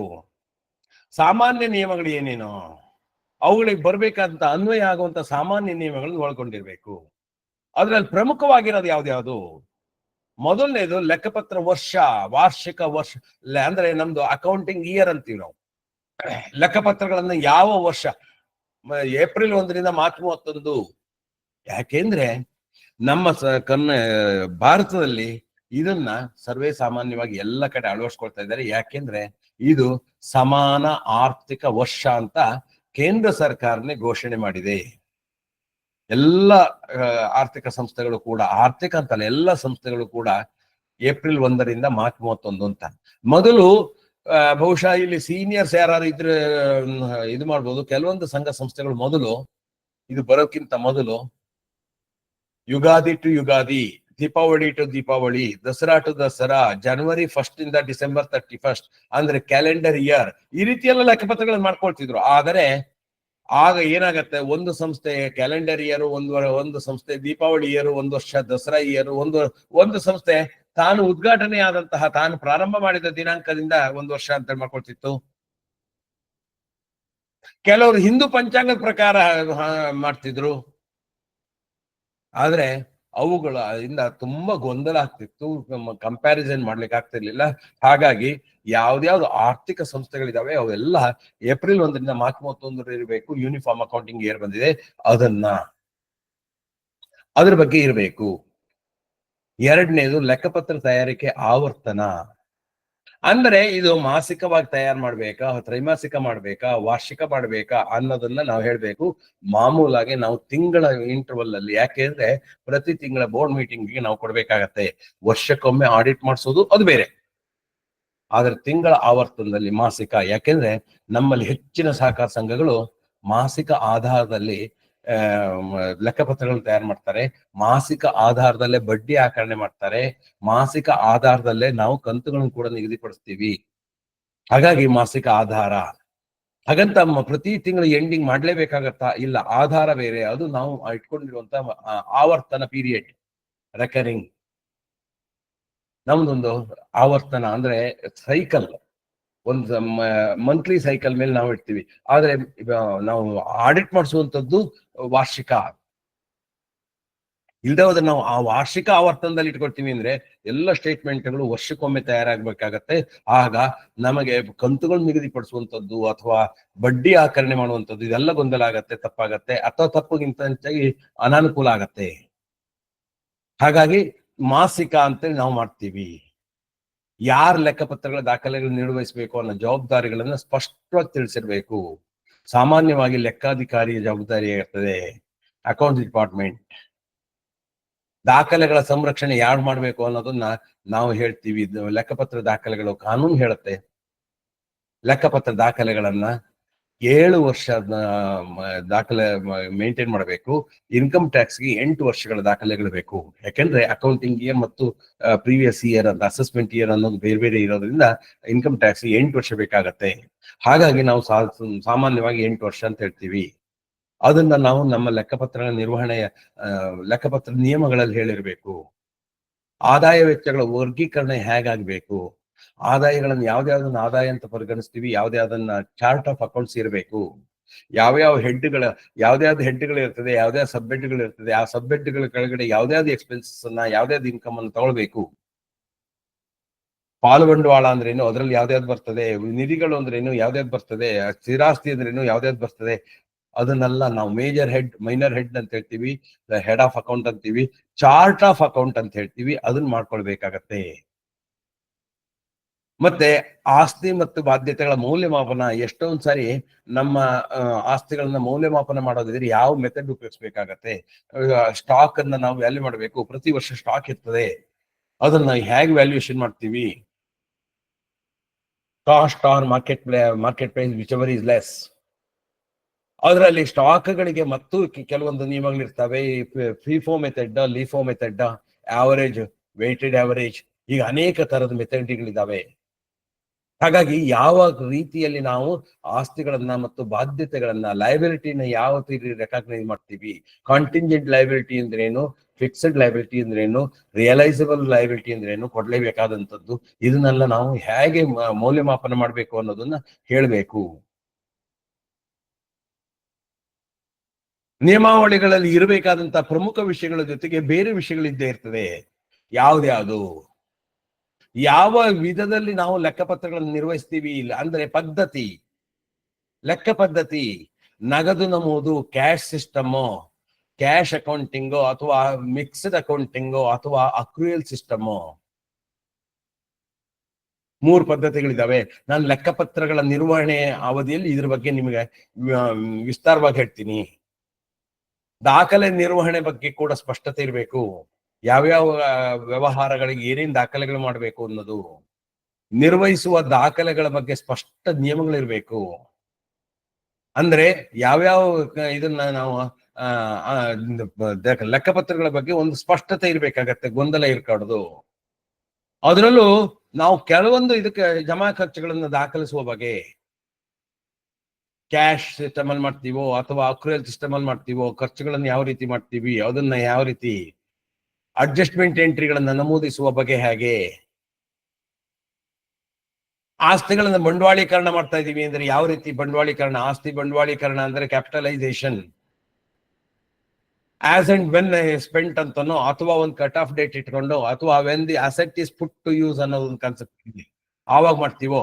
ಹೀಗೆ ಎಲ್ಲಾ ರೀತಿಯಲ್ಲೂ ನಾವು ಅದನ್ನ ನೋಡ್ಕೊಳ್ಬೇಕಾಗತ್ತೆ. ಸವಕಳಿ ಲೆಕ್ಕಾಚಾರದ ವಿಧಾನ ಅಂದ್ರೆ depreciation accounting, depreciation fund method ಅಂತ ಮಾಡ್ತೀವಿ, ಅಥವಾ ಸ್ಟ್ರೈಟ್ ಲೈನ್ ಮೆಥಡ್ ಅಂತ ಮಾಡ್ತೀವಿ, ಅಥವಾ ರಿಟರ್ನ್ ಡೌನ್ ವ್ಯಾಲ್ಯೂ ಮೆಥಡ್ ಮಾಡ್ತೀವಿ. ಹಾಗೆ ಯಾವ ವಿಧವನ್ನ ನಾವು ಅನುಸರಿಸ್ತೀವಿ ಅದನ್ನ ನಿರಂತರವಾಗಿ ಈ ವರ್ಷ ಒಂದು ಸಿಸ್ಟಮ್, ಮುಂದಿನ ವರ್ಷ ಒಂದು ಸಿಸ್ಟಮ್ ಮಾಡ್ಲಿಕ್ಕೆ ಅವಕಾಶ ಇಲ್ಲ. ಹಾಗಾಗಿ ಅವುಗಳ ಬಗ್ಗೆ ನಾವು ಇಟ್ಕೊಳ್ಬೇಕಾಗತ್ತೆ ಮತ್ತು ನಮೂನೆಗಳು ಕೂಡ ಬೇಕಾಗತ್ತೆ. ಹಾಗೆ ತಿಳಿದಿರಬೇಕಾದ ಅಂಶಗಳಿದೆ. ಏನೇನು? ಲೆಕ್ಕಪತ್ರಗಳ ವಿಧಗಳು, ನಿರ್ವಹಣೆಯ ರೀತಿ, ಆದಾಯಗಳನ್ನು ನಿರ್ಧರಿಸುವಾಗ ಯಾವ್ಯಾವ ಕಾನೂನು ಅನ್ವಯಿಸುತ್ತೆ ಅವುಗಳನ್ನ ಗಮನದಲ್ಲಿಟ್ಕೊಂಡು ನಾವು ಮಾಡಬೇಕು. ಮತ್ತೆ ಅಗತ್ಯಕ್ಕನುಗುಣವಾಗಿ ಕಾನೂನು ನಮೂನೆಗಳಲ್ಲಿ ಕೂಡ ಬದಲಾವಣೆ ಮಾಡ್ಬೇಕಾಗತ್ತೆ. ತಿಳಿದಿರಬೇಕಾದ ಅಂಶಗಳಲ್ಲಿ ಮುಂದೆ ಹೋಗಿ ಲೆಕ್ಕಶಾಸ್ತ್ರದ ಪರಿಕಲ್ಪನೆ. ಇಲ್ಲಿ 4-5 ಹಂತಗಳು ಬರ್ತವೆ. ಒಂದು ಸೂಕ್ಷ್ಮವಾಗಿ ಹೇಳಿರ್ತೀನಿ ನೋಡಿ ಏನು ಅಂತ. ಕಾನ್ಸೆಪ್ಟ್ಸ್, ಅಕೌಂಟಿಂಗ್ ಕಾನ್ಸೆಪ್ಟ್ಸ್ ಅಂತ ಹೇಳ್ತೀವಿ ನಾವು. ಅಕೌಂಟಿಂಗ್ ಕಾನ್ಸೆಪ್ಟ್ಸ್ ಏನನ್ನ, ಯಾವುದನ್ನ ಹಿನ್ನೆಲೆಯಲ್ಲಿ ನಾವು ಇದು ಕಲ್ಪನೆ ಮಾಡ್ಕೊಂಡು ನಾವು ಅಕೌಂಟಿಂಗ್ ಮಾಡ್ತಾ ಇದೀವಿ ಅಂದ್ರೆ, ನಮ್ದು separate entity concept, money measurement concept, going concern concept, consistency concept, accruals or matching concept, realisation concept. ಇವೆಲ್ಲ ಅಕೌಂಟಿಂಗ್ ಕಾನ್ಸೆಪ್ಟ್ಗಳು. ಎಲ್ಲೆಲ್ಲಿ ಯಾರ್ಯಾರು BCom MCom ಓದಿದ್ದೀರಿ ಅವರಿಗೆಲ್ಲ ಥಿಯರಿಟಿಕಲಿ ಇದ್ರ ಬಗ್ಗೆ ಗೊತ್ತಿರ್ತದೆ. ಅದ್ರ ಜೊತೆಗೇನೆ ಒಂದು ಕಾನ್ಸೆಪ್ಟ್ಸ್, ಆಮೇಲೆ ಲೆಕ್ಕಶಾಸ್ತ್ರದ ವಿವಿಧ ಹಂತಗಳಿದಾವೆ, ಸ್ಟೇಜಸ್ ಅಂತೀವಿ. ಲೆಕ್ಕಪತ್ರಗಳನ್ನು ದಾಖಲಿಸ್ಲಿಕ್ಕೆ ಸ್ಟೇಜಸ್ ಇದೆ. ಅದು ಏನ್ ಹೇಳ್ತೀವಿ? ಮೊದಲು ರೆಕಾರ್ಡಿಂಗ್, ಆಮೇಲೆ ವಿಂಗಡಣೆ. ಮೊದಲು ರೆಕಾರ್ಡ್ಸ್ ಎಲ್ಲ ಕಲೆಕ್ಟ್ ಮಾಡ್ತೀರಿ, ಆಮೇಲೆ ಅದನ್ನ ವಿಂಗಡಣೆ ಮಾಡ್ತೀರಿ, ಆಮೇಲೆ ಅದನ್ನ ಸಮ್ಮರೈಸ್ ಮಾಡ್ತೀರಿ. ಸಮ್ಮರೈಸಿಂಗ್ ಅಂದ್ರೆ ಕ್ರೋಢೀಕರಣ ಮಾಡುವಂತದ್ದು. ರೆಂಟ್ ಬಾಡಿಗೆ ಕೊಟ್ಟಿದ್ದೀರಿ ಅಂದ್ರೆ ಎಲ್ಲ ಬಾಡಿಗೆಗಳನ್ನು ಒಂದು ಖಾತೆಯಲ್ಲಿ ರೆಕಾರ್ಡ್ ಮಾಡಿ ಅದನ್ನು ಕ್ರೋಢೀಕರಿಸ್ತೀವಿ ವರ್ಷಕ್ಕೆ. ಆಮೇಲೆ ರಿಪೋರ್ಟಿಂಗ್. ಇದು 4 ಸ್ಟೇಜ್ಗಳು, ಸ್ಟೇಜಸ್ ಆಫ್ ಅಕೌಂಟಿಂಗ್. ಹಾಗೆ ಲೆಕ್ಕ ನಮೂನು ಪದ್ಧತಿಗಳು ಯಾವುದು? ಈಗಾಗಲೇ ಹೇಳ್ದಂಗೆ ಲೆಕ್ಕ ನಮೂನು ಪದ್ಧತಿಗಳು 3 ಇದಾವೆ. ಆಕರಣೆ ಪದ್ಧತಿ ಇರ್ಬೋದು, ನಗದು ಪದ್ಧತಿ ಇರ್ಬೋದು, ಅಥವಾ ಮಿಶ್ರ ಪದ್ಧತಿ. ನಾವು ಯಾವ ಲೆಕ್ಕ ನಮೂನು ಪದ್ಧತಿಯನ್ನು ನಾವು ಅನುಸರಿಸ್ತಾ ಇದೀವಿ ಅನ್ನೋದನ್ನ ನಾವು ಹೇಳಿರ್ಬೇಕು, ನಮ್ಮ ನಿಯಮಗಳಲ್ಲಿ ಸ್ಪಷ್ಟವಾಗಿರ್ಬೇಕು. ಹಾಗೆ ಲೆಕ್ಕ ನಮೂದು ನಿಯಮಗಳು, ಪರಿಕಲ್ಪನೆಗಳು, ವಿವಿಧ ಹಂತಗಳು, ಪದ್ಧತಿಗಳು, ನಿಯಮಗಳು ಆದ್ಮೇಲೆ ನಿಯಮಗಳು ಕೂಡ ಹೇಳ್ಬೇಕಾಗುತ್ತೆ. ನಿಯಮಗಳು ಅಂದ್ರೆ ಏನು? ಯಾರ್ಯಾರು BCom ಓದಿದಿರಿ MCom ಓದಿದಿರಿ ಅವ್ರಿಗೆ ಗೊತ್ತಿರ್ತದೆ. ಲೆಕ್ಕ ನಮೂದು ನಿಯಮಗಳು, ಅಕೌಂಟಿಂಗ್ ರೂಲ್ಸ್. ರಿಯಲ್ ಅಕೌಂಟ್ ಆದ್ರೆ ರೂಲ್ಸ್ ಇದೆ, ನಾಮಿನಲ್ ಅಕೌಂಟಿಂಗ್ ರೂಲ್ಸ್ ಇದೆ, ಪರ್ಸನಲ್ ಅಕೌಂಟಿಂಗ್ ರೂಲ್ಸ್ ಇದೆ. Debit what comes in, credit what goes out, debit all expenses and losses, credit all income and gains, debit the receiver, credit the giver. ಇವು ನಮ್ಮ accounting rules. ಇವುಗಳ ಬಗ್ಗೆ ಕೂಡ ನಮ್ಮಲ್ಲಿ ನಿಯಮಗಳಲ್ಲಿ ಬೇಕಾಗತ್ತೆ. ಅದನ್ನು ರೂಪಿಸುವಾಗ ನಿಯಮಗಳನ್ನು ನಾವು ಇದನ್ನ ಹೇಳ್ಬೇಕಾಗಿಲ್ಲ, ಆದ್ರೆ ರೂಪಿಸುವಾಗ ಇದನ್ನು ಕೂಡ ಯೋಚನೆಯಲ್ಲಿ ಇಟ್ಕೊಳ್ಬೇಕಾಗತ್ತೆ. ಲೆಕ್ಕ ನಮೂದು ಪ್ರಕ್ರಿಯೆ ಮಾತ್ರ ನಾವು ಸ್ಪಷ್ಟಪಡಿಸ್ಬೇಕಾಗತ್ತೆ. ಹೇಗೆ ಲೆಕ್ಕ ನಮೂದು ಪ್ರಕ್ರಿಯೆ ನಡೆಯುತ್ತೆ ನಮ್ಮಲ್ಲಿ? ಮೊದಲನೇದು ಪ್ರಾಥಮಿಕ ದಾಖಲೆ ತಯಾರಿಸುವುದು. ಅಂದ್ರೆ receipts or vouchers or bills or invoices, ಅದು ಪ್ರಾಥಮಿಕ ದಾಖಲೆಗಳು. ರೆಕಾರ್ಡ್ಸ್ ಆಫ್ ಪ್ರೈಮರಿ ಎಂಟ್ರಿ, ಅವುಗಳಿಂದ ತಯಾರಿಸಿದಂತಹ ಮೊದಲ ಫಸ್ಟ್ ನಗದು ಪುಸ್ತಕ ಕ್ಯಾಶ್ ಬುಕ್. ಕ್ಯಾಶ್ ಬುಕ್ನಿಂದ ಖಾತೆ ಪುಸ್ತಕಕ್ಕೆ ಏರಿಸುವಂತದ್ದು. ಸಂಬಂಧಿಸಿದ ಖಾತೆಗಳಿಗೆ ಏರಿಸುವಂತದ್ದು ಪೋಸ್ಟಿಂಗ್ ಟು ದಿ ಲೆಡ್ಜರ್ಸ್ ಅಂತೀವಿ. ಅಲ್ಲಿಂದ ಮುಂದುವರೆದು ನಾವು ಅದ್ರ ಜುಮ್ಲಾ ಪಟ್ಟಿ ಅಥವಾ ಟ್ರಯಲ್ ಬ್ಯಾಲೆನ್ಸ್ ಅಂತೀವಿ. ಅದರಿಂದ ನಾವು ಮುಂದುವರೆದು ಜಮಾ ಖರ್ಚು ತಕ್ತೆ. ಇದು ನಮ್ಗೆ ಸ್ಟ್ಯಾಚ್ಯುಟರಿ ರಿಕ್ವೈರ್ಮೆಂಟ್ಸ್. ಕೋಆಪರೇಟಿವ್ ಸೊಸೈಟಿಗಳಿಗೆ ಬರೀ ಟ್ರಯಲ್ ಬ್ಯಾಲೆನ್ಸ್ ಇದ್ರೆ ಆಗೋದಿಲ್ಲ, ಜಮಾ ಖರ್ಚು ತಕ್ತೆ ಬೇಕಾಗತ್ತೆ. ಅಲ್ಲಿಂದ ಆದಾಯ ವೆಚ್ಚ ತಕ್ತೆ ಅಥವಾ ಪ್ರಾಫಿಟ್ ಅಂಡ್ ಲಾಸ್ ಅಕೌಂಟ್, ಅಲ್ಲಿಂದ ಆಸ್ತಿ ಜವಾಬ್ದಾರಿ ತಕ್ತೆ, ಅದನ್ನು ತಯಾರು ಮಾಡ್ತೀವಿ. ಅದ್ರ ಜೊತೆಗೇನೆ ಪರಿಶಿಷ್ಟಗಳು ಅಥವಾ ಪೂರಕ ಪರಿಶಿಷ್ಟಗಳು ಅಂದ್ರೆ ಅನೆಕ್ಷರ್ಸ್ ಅಥವಾ ಶೆಡ್ಯೂಲ್ಗಳು ಬೇಕಾಗತ್ತೆ. ಅದನ್ನ ಲೆಕ್ಕ ಪರಿಶೋಧನೆ ಕೊಡ್ತೀವಿ. ಇದು ಲೆಕ್ಕ ನಮೂದು ಪ್ರಕ್ರಿಯೆಯ ಒಂದು ಸೈಕಲ್. ಹಾಗಾಗಿ ಇದಿಷ್ಟು ನಮಗೆ ತಿಳಿಬೇಕು. ಯಾವುದೇ ಹಂತದಲ್ಲಿ ನಾವು ಲೆಕ್ಕಪತ್ರಗಳ ಬಗ್ಗೆ ಒಂದು ನಿಯಮಗಳನ್ನು ಮಾಡುವಾಗ ಇದ್ರ ಬಗ್ಗೆ ನಾವು ಅಷ್ಟು ಎಕ್ಸ್ಪ್ಲೇನ್ ಮಾಡ್ಬೇಕು ಅಂತಲ್ಲ, ಇದರ ಕಾನ್ಸೆಪ್ಟ್ಗಳು ಅರ್ಥ ಆಗಿರ್ಬೇಕು. ಜಾರಿಗೆ ತರುವಂತಹ ಇದರಲ್ಲಿ ಆ ಲೆಕ್ಕಪತ್ರಗಳಿಗೆ ಏನಾದ್ರು ಬದಲಾವಣೆ ಬೇಕು ನಮ್ಗೆ ಅಂದ್ರೆ ಮಾಡ್ಕೊಳ್ಳಿ. ಕಂಪ್ಯೂಟರ್ ಏನಾದ್ರು ಹಾಕ್ತಾ ಇದ್ದೀನಿ ಅಂದ್ರೆ ತಂತ್ರಾಂಶದಲ್ಲಿ ಸೂಕ್ತ ಬದಲಾವಣೆ ಮಾಡ್ಕೊಳ್ಳಿ. ಸಂಬಂಧಪಟ್ಟ ಎಲ್ಲರಿಗೂ ಸೂಕ್ತ ಮಾಹಿತಿ ನೀಡಿ. ಸೊ ಇದಾಯ್ತು ಲೆಕ್ಕಪತ್ರಗಳ ನಿರ್ವಹಣೆ. ಇನ್ನು ಸಣ್ಣ ಅವಧಿಯಲ್ಲಿ ಗಣಕೀಕರಣದ ಬಗ್ಗೆ. ಈಗ ಹೆಚ್ಚಿನ ಇವರು ಗಣಕೀಕರಣ ಮಾಡ್ಬಿಟ್ಟಿದ್ದೀರಿ, ಕಂಪ್ಯೂಟರೈಸೇಷನ್ ಆಗಿದೆ. ಆದ್ರೆ ಕಂಪ್ಯೂಟರೈಸೇಷನ್ ಮಾಡಿದ್ದು ನಮ್ಮದು ಪ್ರಾಪರ್ ಆಗಿದೆಯಾ? ಅದ್ರಲ್ಲಿ ನಾವು ಏನೇನು ನಿಯಮಗಳನ್ನ ಅಳವಡಿಸ್ಕೊಳ್ಬೇಕು ನೋಡಿದೀವ. ಮೊದಲನೇದಾಗಿ ಮಾಹಿತಿ ತಂತ್ರಜ್ಞಾನ ಕಾಯ್ದೆ, ಇನ್ಫಾರ್ಮೇಶನ್ ಟೆಕ್ನಾಲಜಿ ಆಕ್ಟ್ ಅಪ್ಲೈ ಆಗತ್ತೆ. ಅದರ ಅಂಶಗಳು ಏನ್ ಹೇಳುತ್ತೆ, ನಾವು ಗಣಕೀಕರಣ ಮಾಡ್ತಾ ಇದ್ರೆ ಅದ್ರ ಬಗ್ಗೆ ಮಾಡ್ಕೊಳ್ಬೇಕು. ನಮ್ಮ ವ್ಯವಹಾರಕ್ಕೆ ಸೂಕ್ತವಾದಂತಹ ಹಾರ್ಡ್ವೇರ್ ಬಗ್ಗೆ ವಿವರಗಳಿರ್ಬೇಕು. ನಾವು ಯಾವ ವ್ಯವಹಾರ ಮಾಡ್ತಾ ಇದೀವಿ ಅದು ಬೇಕಾದಂತ ಸೂಕ್ತ ಹಾರ್ಡ್ವೇರ್. ಹಾಗೆ ತಂತ್ರಾಂಶ ಕೂಡ ಸೂಕ್ತ ತಂತ್ರಾಂಶ. ನಮ್ದು ಕೋಆಪರೇಟಿವ್ ಸೊಸೈಟಿ, ಬ್ಯಾಂಕಿಂಗ್ ಸಾಫ್ಟ್ವೇರ್ ನಮಗೆ ಬರೋದಿಲ್ಲ. ಎಷ್ಟೋ ಸಹಕಾರ ಸಂಸ್ಥೆಗಳು ಬ್ಯಾಂಕಿಂಗ್ ಸಾಫ್ಟ್ವೇರ್ ಅಳವಡಿಸ್ಕೊಳ್ತಾರೆ, ಅದು ಉಪಯೋಗ ಆಗೋದಿಲ್ಲ. ನಮಗೆ ಸಹಕಾರ ಸಂಸ್ಥೆಗಳದ್ದೇ ತಂತ್ರಾಂಶಗಳಿದಾವೆ. ಆ ತಂತ್ರಾಂಶ ಒದಗಿಸುವ ಕಂಪನಿ ಹಿನ್ನೆಲೆಯಲ್ಲಿ ಅವರ ಸಿಬ್ಬಂದಿಗಳ ಕಾರ್ಯಕ್ಷಮತೆ, ನಮಗೆ ಸೇವಾ ಬದ್ಧತೆ, ತಾಂತ್ರಿಕ ನೈಪುಣ್ಯತೆ, ಅವರಿಗೆ ಟೆಕ್ನಿಕಲ್ ಎಕ್ಸ್ಪರ್ಟೈಸ್ ಇದೆಯಾ ಇಲ್ಲೋ, ಇವುಗಳನ್ನೆಲ್ಲ ಹೇಗ್ ನಿಯಮಿಸ್ಬೇಕು, ಹೇಗ್ ಪರಿಶೀಲನೆ ಮಾಡ್ಬೇಕು ಅನ್ನೋದ್ರ ಬಗ್ಗೆ ನಿಯಮ ಇರಬೇಕು.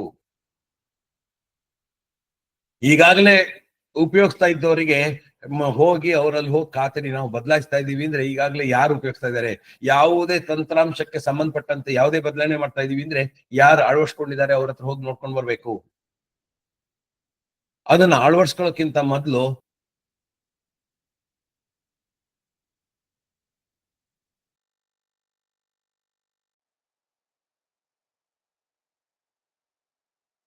ಆಗಿದೆ ಅನ್ನೋದ್ರ ಬಗ್ಗೆ ಖಾತ್ರಿ ಮಾಡ.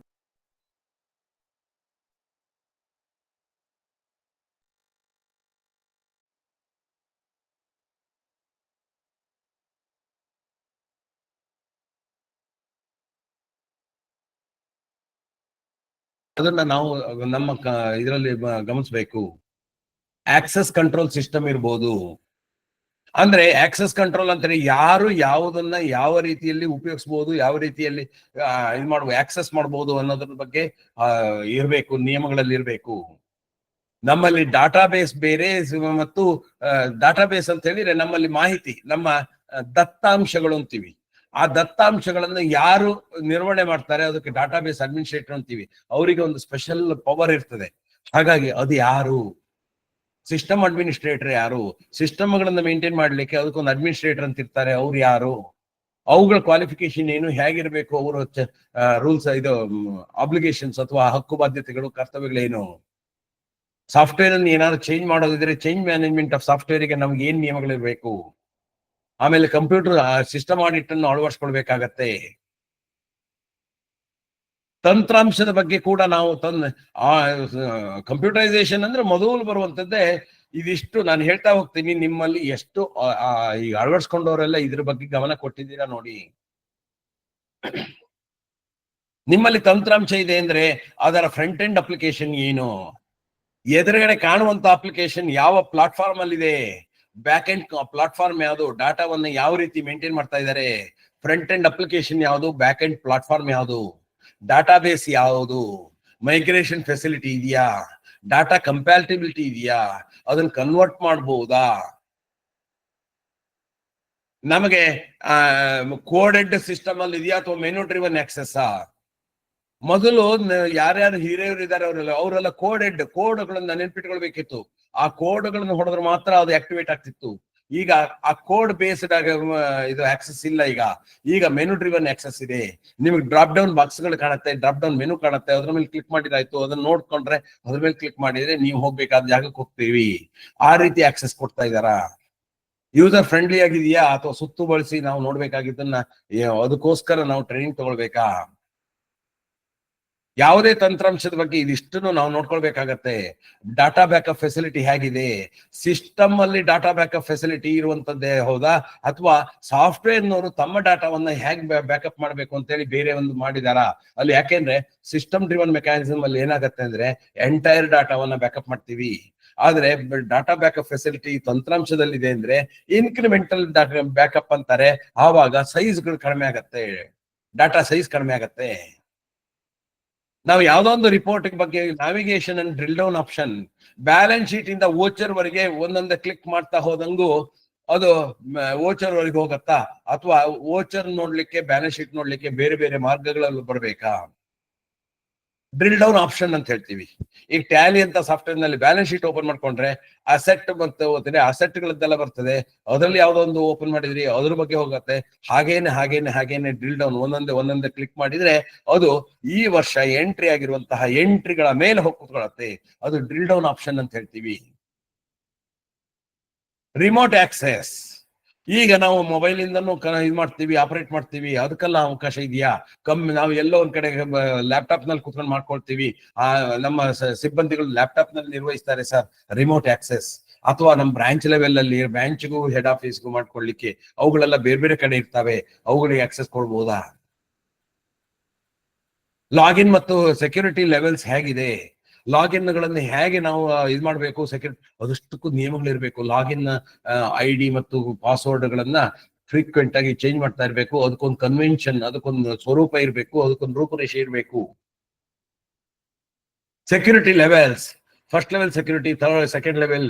ಕೆಲವರಿಗೆ ನೋಡ್ಲಿಕ್ಕೆ ಮಾತ್ರ ಆಪ್ಷನ್, ಕೆಲವರಿಗೆ ಪ್ರಿಂಟ್ ಮಾಡ್ಲಿಕ್ಕೆ ಮಾತ್ರ ಆಪ್ಷನ್, ಕೆಲವರಿಗೆ ಆಲ್ಟ್ರೇಷನ್ ಮಾಡ್ಲಿಕ್ಕೆ ಆಪ್ಷನ್, ಕೆಲವರಿಗೆ ಡಿಲೀಟ್ ಮಾಡ್ಲಿಕ್ಕೆ ಆಪ್ಷನ್, ಕೆಲವರಿಗೆ ಪೂರ್ತಿ ಆಪ್ಷನ್, ಏನ್ ಬೇಕಾದ್ರೂ ಮಾಡ್ಬೋದು. ಆ ರೀತಿ ಸೆಕ್ಯೂರಿಟಿ ಲೆವೆಲ್ಸ್ ಇರ್ಬೇಕಾಗತ್ತೆ. ಆಡಿಟ್ ಟ್ರಯಲ್ ಇರ್ಬೇಕಾಗತ್ತೆ. ಅಂದ್ರೆ ಆಡಿಟ್ ಟ್ರಯಲ್ ಅಂದ್ರೆ ಆಡಿಟರ್ ಉಪಯೋಗಿಸುವಂತದ್ದು ಅಲ್ಲ. ಅಂದ್ರೆ ಯಾವುದೇ ಸಮಯದಲ್ಲಿ ಯಾವುದೇ ಟ್ರಾನ್ಸಾಕ್ಷನ್ ಯಾರು ಮಾಡಿದ್ರು, ಎಷ್ಟೊತ್ತಿ ಮಾಡಿದ್ರು, ಯಾವ ಮೆಷಿನ್ ಅಲ್ಲಿ ಮಾಡಿದ್ರು, ಎಲ್ಲಿ ಚೇಂಜ್ ಮಾಡಿದ್ರು, ಹಿಂದೆ ಹೇಗಿತ್ತು ಈಗ ಹೇಗಿದೆ, ಅದು ಆಡಿಟ್ ಟ್ರಯಲ್ ಅಂತೇಳಿ. ಅದು ಆಡಿಟ್ರಿಗೋಸ್ಕರ ಇರುವಂತದ್ದು ಅಂತ ಅನ್ಕೊಳ್ಬೇಡಿ. ನಿಮಗೆ ಕೂಡ ಯಾವುದೋ ಒಂದು ಇದರಲ್ಲಿ ನಾವು ಮಿಸ್ಅಪ್ರಾಪರೇಷನ್ ಆಗಿದೆ, ಫ್ರಾಡ್ ಆಗಿದೆ ಅಂತ ಹೇಳಿದ್ರೆ ಈ ಆಡಿಟ್ ಟ್ರಯಲ್ ಇದ್ರೆ ನಾವು ಯಾರು ಸ್ಪಷ್ಟವಾಗಿ ಮಾಡಿದ್ದಾರೆ ಅನ್ನೋದನ್ನ ನಾವು ಕಂಡುಹಿಡಿಬಹುದು. ಹಾರ್ಡ್ವೇರ್ ಕಂಪ್ಯಾಟಿಬಿಲಿಟಿ ಅಂದ್ರೆ ನಾವು ಉಪಯೋಗಿಸುವಂತಹ ಹಾರ್ಡ್ವೇರ್ಗಳು ಇದಕ್ಕೆ ಕಂಪ್ಯಾಟಿಬಲ್ ಇದೆಯಾ, ಯಾವ ಸಾಫ್ಟ್ವೇರ್ ಉಪಯೋಗಿಸ್ತೀವಿ, ಇದು ತಂತ್ರಾಂಶದ ಬಗ್ಗೆ ನಾನು ಹೇಳ್ತಾ ಇರುವಂತದ್ದು. ಅದು ಹಾರ್ಡ್ವೇರ್ ಕಂಪ್ಯಾಟಿಬಿಲಿಟಿ. ನಾವು ವಿಂಡೋಸ್ 10 ಹಾಕೊಂಡ್ಬಿಟ್ಟಿದೀವಿ, ಆದ್ರೆ ನಮ್ ಸಾಫ್ಟ್ವೇರ್ ವಿಂಡೋಸ್ 10 ಓಪನ್ ಆಗಲ್ಲ, ವಿಂಡೋಸ್ ಹಳೆ ವರ್ಷನ್ ಅಲ್ಲಿ ಇದೆ ಸರ್. ಇಂಪೋರ್ಟ್ ಎಕ್ಸ್ಪೋರ್ಟ್ ಫೆಸಿಲಿಟಿ ಇದೆಯಾ? ಯಾವುದೇ ಇದನ್ನ PDF ಆಗಿ, XML ಆಗಿ, ಅಥವಾ ಎಕ್ಸೆಲ್ ಅಲ್ಲಿ, ಅಥವಾ ವರ್ಡ್ ಅಲ್ಲಿ ಬೇರೆ ಬೇರೆ ಪ್ಲಾಟ್ಫಾರ್ಮಿಗೆ ನಾವು ಏನಾದ್ರು ತಗೊಂಡೋಗ್ಬೋದಾ? ಅಥವಾ ಬೇರೆ ಕಡೆಯಿಂದ ಬ್ಯಾಂಕ್ನವ್ರು ಕಳ್ಸಿರೋ ಸ್ಟೇಟ್ಮೆಂಟ್ ಅನ್ನ ಡೈರೆಕ್ಟ್ ಆಗಿ ಇಂಪೋರ್ಟ್ ಮಾಡ್ಕೊಳ್ಬಹುದಾ? ಇಂಪೋರ್ಟ್ ಎಕ್ಸ್ಪೋರ್ಟ್ ಫೆಸಿಲಿಟಿ ಇದೆಯಾ? ಮತ್ತೆ ರಿಪೋರ್ಟ್ ಕಸ್ಟಮೈಸೇಷನ್ ಆಪ್ಷನ್ ಇದೆಯಾ? ಅವ್ರು ಕೊಟ್ಟಿರೋ ರಿಪೋರ್ಟ್ ಅನ್ನೇ ನಾವು ಉಪಯೋಗಿಸ್ಬೇಕಾ, ಅಥವಾ ನಮಗೆ ಬೇಕಾದ ರೀತಿಯಲ್ಲಿ ನಮ್ಮ ರಿಪೋರ್ಟ್ ಅನ್ನ ನಾವು ಜನರೇಟ್ ಮಾಡ್ಕೊಳ್ಬಹುದಾ? ರೆಡ್ ಫ್ಲಾಗಿಂಗ್ ಸಿಸ್ಟಮ್ ಅಥವಾ ಫ್ರಾಡ್ ರಿಪೋರ್ಟಿಂಗ್ ಸಿಸ್ಟಮ್ ಇದೆಯಾ? ಯಾವುದೇ ಇದು ಸ್ವಲ್ಪ ನಿಯಮ ಮೀರಿ ನಡೀತಾ ಇದೆ ಅಂದ್ರೆ ಅದು ಇಮ್ಮಿಡಿಯೇಟ್ ಆಗಿ ಫ್ಲಾಗ್ ಆಗಬೇಕು, ರೆಡ್ ಫ್ಲಾಗ್ ಆಗಬೇಕು. ಯಾರಿಗೆ? ಅಡ್ಮಿನಿಸ್ಟ್ರೇಟರ್ಗೆ ಅಥವಾ ಉನ್ನತ ಅಧಿಕಾರಿಗಳಿಗೆ. ಇಂಥ ವ್ಯವಹಾರವನ್ನ ನಿಯಮ ಮೀರಿ ಮಾಡ್ತಾ ಇದ್ದಾರೆ, ಅದು ಫ್ರಾಡ್ ರಿಪೋರ್ಟಿಂಗ್ ಅನುಕೂಲ ಆಗತ್ತೆ. ಈಗಿನ ಸಿಸ್ಟಮ್ಗೆ AI ಅಸಿಸ್ಟೆನ್ಸ್ ಫಾರ್ ಕಂಪ್ಯಾಟಿಬಿಲಿಟಿ ಇದೆಯಾ? ಅಂದ್ರೆ ಆರ್ಟಿಫಿಷಿಯಲ್ ಇಂಟೆಲಿಜೆನ್ಸ್ ಮೂಲಕ ನಾವು ಅನಲೈಸ್ ಮಾಡ್ಬೋದಾ, ಡಾಟಾ ಅನಲೈಸ್ ಮಾಡ್ಬೋದಾ? ಇದಿಷ್ಟು ನಮ್ಮ ಸಿಸ್ಟಮ್ ಅಲ್ಲಿ ಇದೆಯಾ? ಇವುಗಳ ಬಗ್ಗೆ ನಿಯಮಗಳಲ್ಲಿ ಇರಬೇಕು. ಕಂಪ್ಯೂಟರೈಸೇಷನ್ ನಿಯಮಗಳಲ್ಲಿ ತಂತ್ರಾಂಶದ ಲೈಸೆನ್ಸ್ ಅಗ್ರಿಮೆಂಟ್ ಪರಿಶೀಲನಾ ನಿಯಮ. ನಮ್ಮ ಲೈಸೆನ್ಸ್ ನಾವು ಯಾವ ತಂತ್ರಾಂಶಕ್ಕೆ ಸಾಫ್ಟ್ವೇರ್ ಲೈಸೆನ್ಸ್ ಮಾಡ್ಕೊಳ್ತೀವಿ, ಆ ಸಾಫ್ಟ್ವೇರ್ ಅಗ್ರಿಮೆಂಟ್ ಮಾಡ್ಕೊಳ್ಳುವಾಗ ಹೆಚ್ಚಿನ ಸೊಸೈಟಿಗಳಲ್ಲಿ, ಹೆಚ್ಚಿನ ಸಹಕಾರಗಳಲ್ಲಿ ಸಾಫ್ಟ್ವೇರ್ ಅಗ್ರಿಮೆಂಟೇ ಇರೋದಿಲ್ಲ. ನಾನು ನೋಡಿದೀನಿ. ಸಾಫ್ಟ್ವೇರ್ ಅಗ್ರಿಮೆಂಟ್ ಸರ್, ಅದಕ್ಕೆ ಅಗ್ರಿಮೆಂಟ್ ಮಾಡ್ಕೊಳ್ಬೇಕಾ? ಅವ್ರು ತಂದಾಕಿದ್ರು ಹೋದ್ರು. ಏನದು ಅಕ್ಕಿ ಚೀಲ ತಂದಂಗೆ ಇಳಿಸೋದ್ರು, ನಾವು ತಗೊಂಡ್ವಿ. Software is a service for which you need to enter into agreement. ಹೆಚ್ಚಿನ ಸರ್ವಿಸ್ ಪ್ರೊವೈಡರ್ ನಿಮಗೆ ಅಗ್ರಿಮೆಂಟ್ ಅನ್ನು ಕೊಡೋದಿಲ್ಲ, ಕೊಟ್ರು ಅದು ಪರಿಪೂರ್ಣವಾಗಿರೋದಿಲ್ಲ. ಹೇಗಿರ್ಬೇಕು ಒಂದು ತಂತ್ರಾಂಶದ ಲೈಸೆನ್ಸ್ ಅಗ್ರಿಮೆಂಟ್? ತಂತ್ರಾಂಶಕ್ಕೆ ಅವ್ರು ಕೊಡುವಂತದ್ದು ತಂತ್ರಾಂಶವನ್ನು ಕೊಡೋದಿಲ್ಲ ನಿಮಗೆ, ಅವರು ಅದನ್ನ ಯೂಸ್ ಮಾಡ್ಲಿಕ್ಕೆ ಲೈಸೆನ್ಸ್ ಕೊಡ್ತಾರೆ. ಸಾಫ್ಟ್ವೇರ್ ಅನ್ನ ನಿಮಗೆ ಮಾರಾಟ ಮಾಡೋದಿಲ್ಲ ಅವರು, ಆ ಸಾಫ್ಟ್ವೇರ್ ಅನ್ನ ನಿಮಗೆ ಯೂಸ್ ಮಾಡ್ಲಿಕ್ಕೆ ಒಂದು ಲೈಸೆನ್ಸ್ ಕೊಡ್ತಾರೆ ಅಷ್ಟೇ. ಹಾಗಾಗಿ ಆ ಲೈಸೆನ್ಸ್ ಅಗ್ರಿಮೆಂಟ್ ನ ಯಾವ ರೀತಿ ಪರಿಶೀಲನೆ ಮಾಡಬೇಕು? ಯಾವುದೇ ಸಾಫ್ಟ್ವೇರ್ಗೆ ಎಂಟ್ರಿ ಅಂಡ್ ಎಕ್ಸಿಟ್ ಪಾಲಿಸಿ ಇದೆಯಾ? ಸಿಕ್ಕಾಕೊಂಡ್ಬಿಟ್ವಿ ಸರ್, ಈಗ ಬಿಡಕ್ಕೆ ಬರೋದಿಲ್ಲ, ದುಡ್ಡು ಕೊಟ್ಕೊಂಡ್ಬಿಟ್ಟಿದೀವಿ.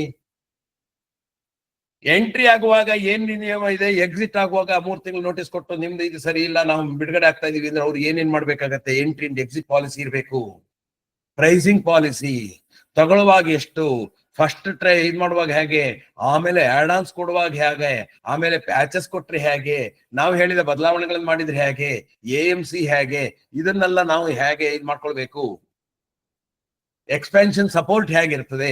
ನಾವು ಈಗ ತಗೊಂಡಿದೀವಿ, ಬ್ರಾಂಚ್ ಮಾಡ್ಬೇಕು ಸರ್, ಹಾಗಾದ್ರೆ ಅದಕ್ಕೆ ಹೊಸದ ಲೈಸೆನ್ಸ್ ತಗೊಳ್ಬೇಕು ಅಲ್ಲ, ಅದಕ್ಕೆ ಎಕ್ಸ್ಪೆನ್ಷನ್ ಸಪೋರ್ಟ್ ಇರಬೇಕು. ಈಗ ನಾವು 1 ಲಕ್ಷ ಕೊಟ್ಟು ತಗೊಂಡಿದೀವಿ, ಒಂದೊಂದು ಎಕ್ಸ್ಪೆನ್ಷನ್ 10,000 ರೂಪಾಯಿ ಆಗತ್ತೆ. ಎಕ್ಸ್ಪೆನ್ಷನ್ ಸಪೋರ್ಟ್ ಹೇಗಿರ್ತದೆ? ನಾವು ಎಕ್ಸ್ಪೆನ್ಷನ್ ಮಾಡಬೇಕು ಸರ್, ನಮ್ಮ ಹತ್ರ ಎಕ್ಸ್ಪೆನ್ಷನ್ ಅವಕಾಶ ಇಲ್ಲ ಸರ್, ನಮ್ಮ ಸಾಫ್ಟ್ವೇರ್ ನಲ್ಲಿ ಒಂದೇ ಸಿಂಗಲ್ ವಿಂಡೋ ಕಾನ್ಸೆಪ್ಟ್, ಒಂದೇ ಇದಕ್ಕೆ ಮಾತ್ರ ಬರುತ್ತೆ, ಒಂದೇ ಸಿಸ್ಟಮ್ ಹಾಕುವಂಥದ್ದು. AMC ಚಾರ್ಜ್ ಹೆಂಗೆ? ಆನ್ಯುಯಲ್ ಮೇಂಟೆನೆನ್ಸ್ ಚಾರ್ಜಸ್, ಅದಕ್ಕೆ ಸ್ಪಷ್ಟತೆ ಇರ್ಲಿ. ನೀವು ವರ್ಷಕ್ಕೆ ಏನ್ ಕೊಡ್ತೀರಿ, ಸಾಫ್ಟ್ವೇರ್ ಏನ್ ಕೊಡ್ತೀರಿ, ಅದರ 5%, 7%, 7.5% ಹೀಗೆಲ್ಲ ನಿಯಮಗಳಿದಾವೆ. ಎಡಿಷನಲ್ ಲೈಸೆನ್ಸ್ ಬೇಕಾದ್ರೆ ಹೇಗೆ? ನಾವು ಬೇರೆ ಬೇರೆ ಪ್ಲೇಸ್ಗೆ ಎಡಿಷನಲ್ ಲೈಸೆನ್ಸ್ ತಗೊಳ್ಬೇಕಾಗತ್ತೆ. ಕೆಲವೊಂದು ಬ್ರಾಂಚ್ ಲೈಸೆನ್ಸಸ್ ಕೊಡ್ತಾರೆ, ಕೆಲವೊಂದು ಸಿಸ್ಟಮ್ ಲೈಸೆನ್ಸ್ ಕೊಡ್ತಾರೆ, ಕೆಲವೊಂದು ಯೂಸರ್ಸ್ ಲೈಸೆನ್ಸ್ ಕೊಡ್ತಾರೆ. ಮೇನ್ ಡಾಟಾ ಬೇಸ್ ಒಂದು, ಇನ್ನು ಮಲ್ಟಿಪಲ್ ಯೂಸರ್ಸ್ಗೆ ನಾಮಿನಲ್ ಆಗಿ ಒಂದಿಷ್ಟು ಚಾರ್ಜ್ ಮಾಡ್ತಾರೆ. ನಮ್ಮ charges for alteration and modification, ನಮ್ಗೆ ಏನೋ ಒಂದು ಮಾಡಿಫಿಕೇಶನ್ ಬೇಕು ಸರ್, ಮೊದಲು ಹೇಳಿರ್ಲಿಲ್ಲ, ನಾವು ಮಾಡ್ಕೊಡೋದಿಲ್ಲ ಅಲ್ಲ, ಅದಕ್ಕೆ ಏನ್ ಚಾರ್ಜಸ್ ಅಂತ ಮೊದಲೇ ಹೇಳಿರ್ಬೇಕು. ಎಲ್ಲದಕ್ಕಿಂತ ಮುಖ್ಯವಾಗಿ ಸೋರ್ಸ್ ಕೋಡ್ ನಮಗೆ ಕಾಪಿ ಕೊಡ್ತಾರಾ? ಆ ಸೋರ್ಸ್ ಕೋಡ್ ಕೊಡದೆ ಹೋದ್ರೆ ಲೀಗಲ್ ರಿಸ್ಟ್ರಿಕ್ಷನ್ಸ್ ಏನಾಗುತ್ತೆ ಅಂದ್ರೆ, ಆಕ್ಚುಲಿ IT ಆಕ್ಟ್ ಪ್ರಕಾರ ಯಾವುದೇ ಸಾಫ್ಟ್ವೇರ್ ಆದ್ರೂ ಸೋರ್ಸ್ ಕೋಡ್ ಕೊಡಬೇಕು. ಅದು ನಿಮಗೆ ಕಂಪ್ಲೀಟ್ ಯೂಸರ್ಸ್ ಮ್ಯಾನ್ಯುಯಲ್ ಇದ್ದಂಗೆ. ಅಕಸ್ಮಾತ್ ಚೇಂಜ್ ಆಫ್ ಓನರ್ಶಿಪ್, ಇಲ್ಲಿ ಏನಾಗುತ್ತೆ, ನಮಗೆ ಸಾಫ್ಟ್ವೇರ್ ಹಾಕಿದವರು ಒಂದು ಕಂಪನಿ ಇರುತ್ತೆ, ABC ಕಂಪನಿ. ನಮಗೆ ಸಾಫ್ಟ್ವೇರ್ ರನ್ ಆಗ್ತಾ ಇರುವಾಗಲೇ ಆ ABC ಕಂಪನಿಯವರು ತಮ್ಮ ಕಂಪನಿಯನ್ನು ಬೇರೆಯವ್ರಿಗೆ ಮಾರ್ಬಿಡ್ತಾರೆ, ಅಥವಾ ಬೇರೆ ಕಂಪನಿ ಜೊತೆ ಮರ್ಜ್ ಆಗ್ಬಿಡ್ತಾರೆ. ಮೊದಲು ನಾವು ಮಾತಾಡಿದ ನಾಗರಾಜನ್ ಹತ್ರ ಈಗ ನೋಡಿದ್ರೆ ಬಸವರಾಜ್ ಬಂದ್ಬಿಡ್ತಾನೆ. ಬಸವರಾಜ್ ನಮ್ಗೇನು ಗೊತ್ತಿಲ್ಲ ಸರ್, ನೀವು ಹೊಸದಾ ಮಾಡ್ಕೊಳ್ಬೇಕು ಅಂದ್ಬಿಟ್ರೆ, ಅವರ ಚೇಂಜ್ ಆಫ್ ಓನರ್ಶಿಪ್ ನಮ್ದಲ್ಲ. ನಾನು ಹೇಳ್ತಾ ಇರುವಂತದ್ದು change of ownership of software company. ನನ್ನ ಕ್ಲೈಂಟ್ಗಳಲ್ಲಿ ಕೆಲವರಿಗೆ ಆಗಿದೆ ಸಾರ್, ಹಿಂದಿನವ್ರು ಬಿಟ್ಟೋಗ್ಬಿಟ್ರಂತೆ, ಈಗ ನಮಗೆ ಯಾರು ಇಲ್ಲ ಸರ್, ಏನ್ ಮಾಡೋದು? ಚೇಂಜ್ ಆಫ್ ಓನರ್ಶಿಪ್ ನೋಡ್ಕೊಳ್ಬೇಕಾಗತ್ತೆ. ಎಸ್ಪೆಷಲಿ ನಮ್ಮ ಸಹಕಾರ ಸಂಘದ ವ್ಯವಹಾರಕ್ಕೆ ಅನುಗುಣವಾಗಿದೆಯಾ? ನಾನು ಅನೇಕ ಕಡೆ ನೋಡಿದಾಗ ಬ್ಯಾಂಕಿಂಗ್ ಸಾಫ್ಟ್ವೇರ್ ಹಾಕೊಂಡ್ಬಿಡ್ತಾರೆ. Banking software is not a society software. ಬ್ಯಾಂಕ್ಗಳ ವ್ಯವಹಾರಕ್ಕೂ ಒಂದು ಸಹಕಾರ ಸಂಘದ ವ್ಯವಹಾರಕ್ಕೂ ತುಂಬಾ ವ್ಯತ್ಯಾಸಗಳಿದೆ. ಹಾಗಾಗಿ ನಮ್ಮ ವ್ಯವಹಾರಕ್ಕೆ ಅನುಗುಣವಾಗಿದೆಯಾ? ನಮ್ಮಲ್ಲಿ ನಾನು ಎಲ್ಲೋ ಅವಧಿಗಳನ್ನ, ಫಿಸಿಕಲ್ ಅವಧಿಗಳು ತಗೊಂಡಾಗ ನಮ್ಮ ಸಾಫ್ಟ್ವೇರ್ ಚೆನ್ನಾಗಿದೆ ಅನ್ಕೊಡ ಎಲ್ಲರೂ ಕೈ ಇರ್ತಾರೆ, ನಮ್ಗೆ ತುಂಬಾ ಚೆನ್ನಾಗಿದೆ ಸರ್. ಯಾಕಂದ್ರೆ ನಾವು ಅಡ್ಜಸ್ಟ್ ಆಗ್ಬಿಟ್ಟಿದೀವಿ ಅದಕ್ಕೆ. ನಾನು ನಂತರ ಕೇಳ್ತೀನಿ, ಇದಿಷ್ಟು ಇದೆಯಾ ನಿಮ್ಮಲ್ಲಿ ಎಂದಾಗ, ನಾನು ಈ ಸ್ಲೈಡ್ ಅನ್ನ ನಾನು ತೋರಿಸಿದ ನಂತರ ನಿಮ್ಮಲ್ಲಿ ಎಷ್ಟು ಜನ ಕೈ ಎತ್ತುತ್ತೀರಿ ನೋಡೋಣ ಅಂತ ಹೇಳಿದಾಗ ಕೈ ಎತ್ತೋರ್ ಸಂಖ್ಯೆ ಹೆಂಗಾಗತ್ತೆ? ಮೊದಲನೇದಾಗಿ, ನಿಮ್ಮ ಸಾಫ್ಟ್ವೇರ್ ನಲ್ಲಿ ಕನ್ನಡದಲ್ಲಿ ಎಲ್ಲ ವರದಿ ಅಥವಾ ಸ್ಟೇಟ್ಮೆಂಟ್ಗಳು ಬರುತ್ತಾ? ಇಲ್ಲೋ ಸಾರ್, ಕನ್ನಡದಲ್ಲಿ ಬರೋದಿಲ್ಲ, ಎಲ್ಲ ಇಂಗ್ಲಿಷ್ ಅಲ್ಲಿ ಬರುತ್ತೆ, ಕಡೆಗೆ ನಾವು ಕನ್ನಡದಲ್ಲಿ ಟೈಪ್ ಮಾಡ್ಕೊಳ್ತೀವಿ. 2013 ನಂತರ ಕಾಯ್ದೆ ಬದಲಾವಣೆ ಆಗಿದೆ. ನಮಗೆ ಅರ್ಹ ಮತದಾರ ಪಟ್ಟಿ ಬೇಕು, ಸಾಫ್ಟ್ವೇರ್ ಕೊಡತ್ತಾ? ಇಲ್ಲ ಸರ್, ಸಾಫ್ಟ್ವೇರ್ ಅರ್ಹ ಮತದಾರ ಪಟ್ಟಿ ಕೊಡೋದಿಲ್ಲ, ಅದ್ ನಾವು ಮ್ಯಾನ್ಯುಯಲ್ ಮಾಡ್ತೀವಿ. 2013 ನಂತರ ಬದಲಾವಣೆ ಹಿನ್ನೆಲೆಯಲ್ಲಿ ಆಭಾ ಕಾರ್ಡ ಇಲ್ಲ, ABCD ವರ್ಗಗಳಿಲ್ಲ, ಅದರ ಬದಲು ಸಾಮಾನ್ಯ ಸದಸ್ಯರು, ಸಹ ಸದಸ್ಯರು, ನಾವು ಮಾತ್ರ ಸದಸ್ಯರಿದೆ. ಆದ ಪ್ರಕಾರ ನಮಗೆ ಈ ಸಾಫ್ಟ್ವೇರ್ ಅನುಕೂಲ ಮಾಡ್ಕೊಡತ್ತಾ? ಸಾರ್ ಅದಕ್ಕೆ ಅದೇನು ಅರ್ಥ ಆಗೋದಿಲ್ಲ. ಮಾಸಿಕ, ತ್ರೈಮಾಸಿಕ, ವಾರ್ಷಿಕ ಜಮಾ ಖರ್ಚು ತಕ್ತೆಯನ್ನ ನಮಗೆ ಬೇಕಾದಂಗೆ ಕೊಡತ್ತಾ? ಲಾಭಾಂಶ ವಿಂಗಡಣೆಗೆ, ಹಂಚಿಕೆಗೆ ಅವಕಾಶ ಇದೆಯಾ? ಸಾಫ್ಟ್ವೇರ್ ನಲ್ಲೇ ನಾವು ಒಂದು ಕ್ಲಿಕ್ ಮಾಡಿ ತಾನೇ 8% ನಾವು ಡಿವಿಡೆಂಡ್ ಕೊಡ್ತೀವಿ. ಪ್ರಾಫಿಟ್ ನಲ್ಲಿ 25% ಮೀಸಲು ನಿಧಿಗೆ ಹೋಗ್ಬೇಕು, 2% ಶಿಕ್ಷಣ ನಿಧಿಗೆ ಹೋಗ್ಬೇಕು, 10% ಕಾರ್ಯಾಚರಣೆ ಮೀಸಲು ನಿಧಿಗೆ ಹೋಗ್ಬೇಕು, 5% ಕ್ಷೇಮ ನಿಧಿಗೆ ಹೋಗ್ಬೇಕು. ನಂತರ ನಮ್ದು ಕಟ್ಟಡ ನಿಧಿಗಿಷ್ಟು, ಪುರಸ್ಕಾರ ನಿಧಿಗಳಿಗಿಷ್ಟು, ಮರಣೋತ್ತರ ನಿಧಿಗಳಿಷ್ಟು, ಇದೇನೋ ನಮ್ಮ ಬೈಲಾ ಪ್ರಕಾರ ಹೇಳ್ತೀವಿ. ಅದನ್ನ ಸಾಫ್ಟ್ವೇರ್ಗೆ ಹೇಳಿದ್ರೆ ಅದು ಲಾಭ ವಿಂಗಡಣೆ ಮಾಡತ್ತಾ? ಹಾಗೆ ಲಾಭಾಂಶ ನಾವು 8% ಕೊಡ್ಬೇಕು ಅನ್ಕೊಂಡಿದೀವಿ, ಆಗ ಎಲ್ಲ ಸದಸ್ಯರ ಲಾಭಾಂಶವನ್ನ ಕ್ಯಾಲ್ಕುಲೇಟ್ ಮಾಡತ್ತಾ? ಅದನ್ನ ಒಂದು ಕ್ಲಿಕ್ ಅಲ್ಲಿ ಎಲ್ಲ ಸೇವಿಂಗ್ಸ್ ಅಕೌಂಟ್ಗೆ ನಾವು ಪೋಸ್ಟ್ ಮಾಡಬಹುದಾ, ಅಥವಾ ಮ್ಯಾನ್ಯುಯಲ್ ಆಗಿ ಎಲ್ಲ ಹಚ್ಚಬೇಕಾ? ಕೊಡಬೇಕಾದ ಮತ್ತು ಬರಬೇಕಾದ ಬಡ್ಡಿ ಲೆಕ್ಕಾಚಾರ ಅದೇ ಮಾಡತ್ತಾ, ನಾವು ಮ್ಯಾನ್ಯುಯಲ್ ಮಾಡಬೇಕಾ? ಸವಕಳಿ ಲೆಕ್ಕಾಚಾರ ಅದು ಮಾಡತ್ತಾ, ನಾವು ಮಾಡ್ಬೇಕಾ? ಓವರ್ ಡ್ಯೂ ಅಥವಾ NPA ಶೆಡ್ಯೂಲ್ ಅದು ಕೊಡತ್ತಾ, ನಾವು ಮಾಡ್ಬೇಕಾ? ನಿರ್ದೇಶಕರ ವ್ಯವಹಾರದ ವಿವರ, ನಿರ್ದೇಶಕ ಕನಿಷ್ಠ ವ್ಯವಹಾರ ಮಾಡಬೇಕು. ಆ ಕನಿಷ್ಠ ವ್ಯವಹಾರ ಮಾಡಿದಾರ, ಅವರ ವ್ಯವಹಾರದ ವಿವರ ಸಿಗತ್ತಾ? ಸಾರ್, ಇದೆಲ್ಲ ಕಾನೂನಲ್ಲಿ ಇರೋದು, ಸಾಫ್ಟ್ವೇರಿಗೆ ಹ್ಯಾಕ್ ಗೊತ್ತಾಗತ್ತೆ? ಖಂಡಿತ ಇದು ಭ್ರಮೆ, ಆರಾಮ ಕೊಡತ್ತೆ.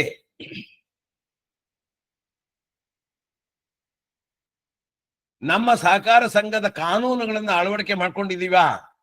ನಮ್ಮ ಕಸ್ಟಮೈಸ್ಡ್ ಸಾಫ್ಟ್ವೇರ್ ಅಂತ ಹೇಳಿದ್ರೆ ನಮ್ಮ ಉಪವಿಧಿ ನಿಯಮಗಳು ಅಳವಡಿಕೆ ಆಗಿದೆಯಾ? ನಮ್ಮ ಉಪನಿಯಮಗಳಲ್ಲಿ ನಾವು ಅಳವಡಿಕೆ ಮಾಡಿದ್ವಿ, ಒಬ್ಬ ಸದಸ್ಯನು ಇಬ್ಬರಿಗಿಂತ ಜಾಸ್ತಿ ಸಾಲಗಾರರಿಗೆ ಜಾಮೀನು ನೀಡುವಂತಿಲ್ಲ ಅಂತ ಮಾಡಿದ್ರೆ ಸಾಫ್ಟ್ವೇರ್ ಅದನ್ನ ಅರ್ಥ ಮಾಡ್ಕೊಳತ್ತಾ? ಅಥವಾ ರವೀಂದ್ರನಾಥ್ 5 ಜನಕ್ಕೆ ಜಾಮೀನು ಹಾಕಿದ್ರು ಎಸ್ ಅನ್ನತ್ತ? ಹೇಳ್ಬಾರ್ದು. 2 ಜನ ಸಾಲಗಾರರಿಗೆ ಜಾಮೀನು ಕೊಡ್ಲಿಕ್ಕೆ ಹೋದ ತಕ್ಷಣ ರೆಡ್ ಫ್ಲಾಗ್ ಬರಬೇಕು, ನಾಟ್ ಎಲಿಜಿಬಲ್, ಆಲ್ರೆಡಿ ಅಂತವರಿಗೆ ಸಾಲ ಕೊಟ್ಟಿದ್ದಾರೆ, ಇವರು ಇನ್ನೊಂದು ಸಾಲಕ್ಕೆ ಏನ್ ಮಾಡ್ಲಿಕ್ಕೆ ಬರೋದಿಲ್ಲ ಅಂತ ಅದು ಹೇಳ್ಬೇಕು.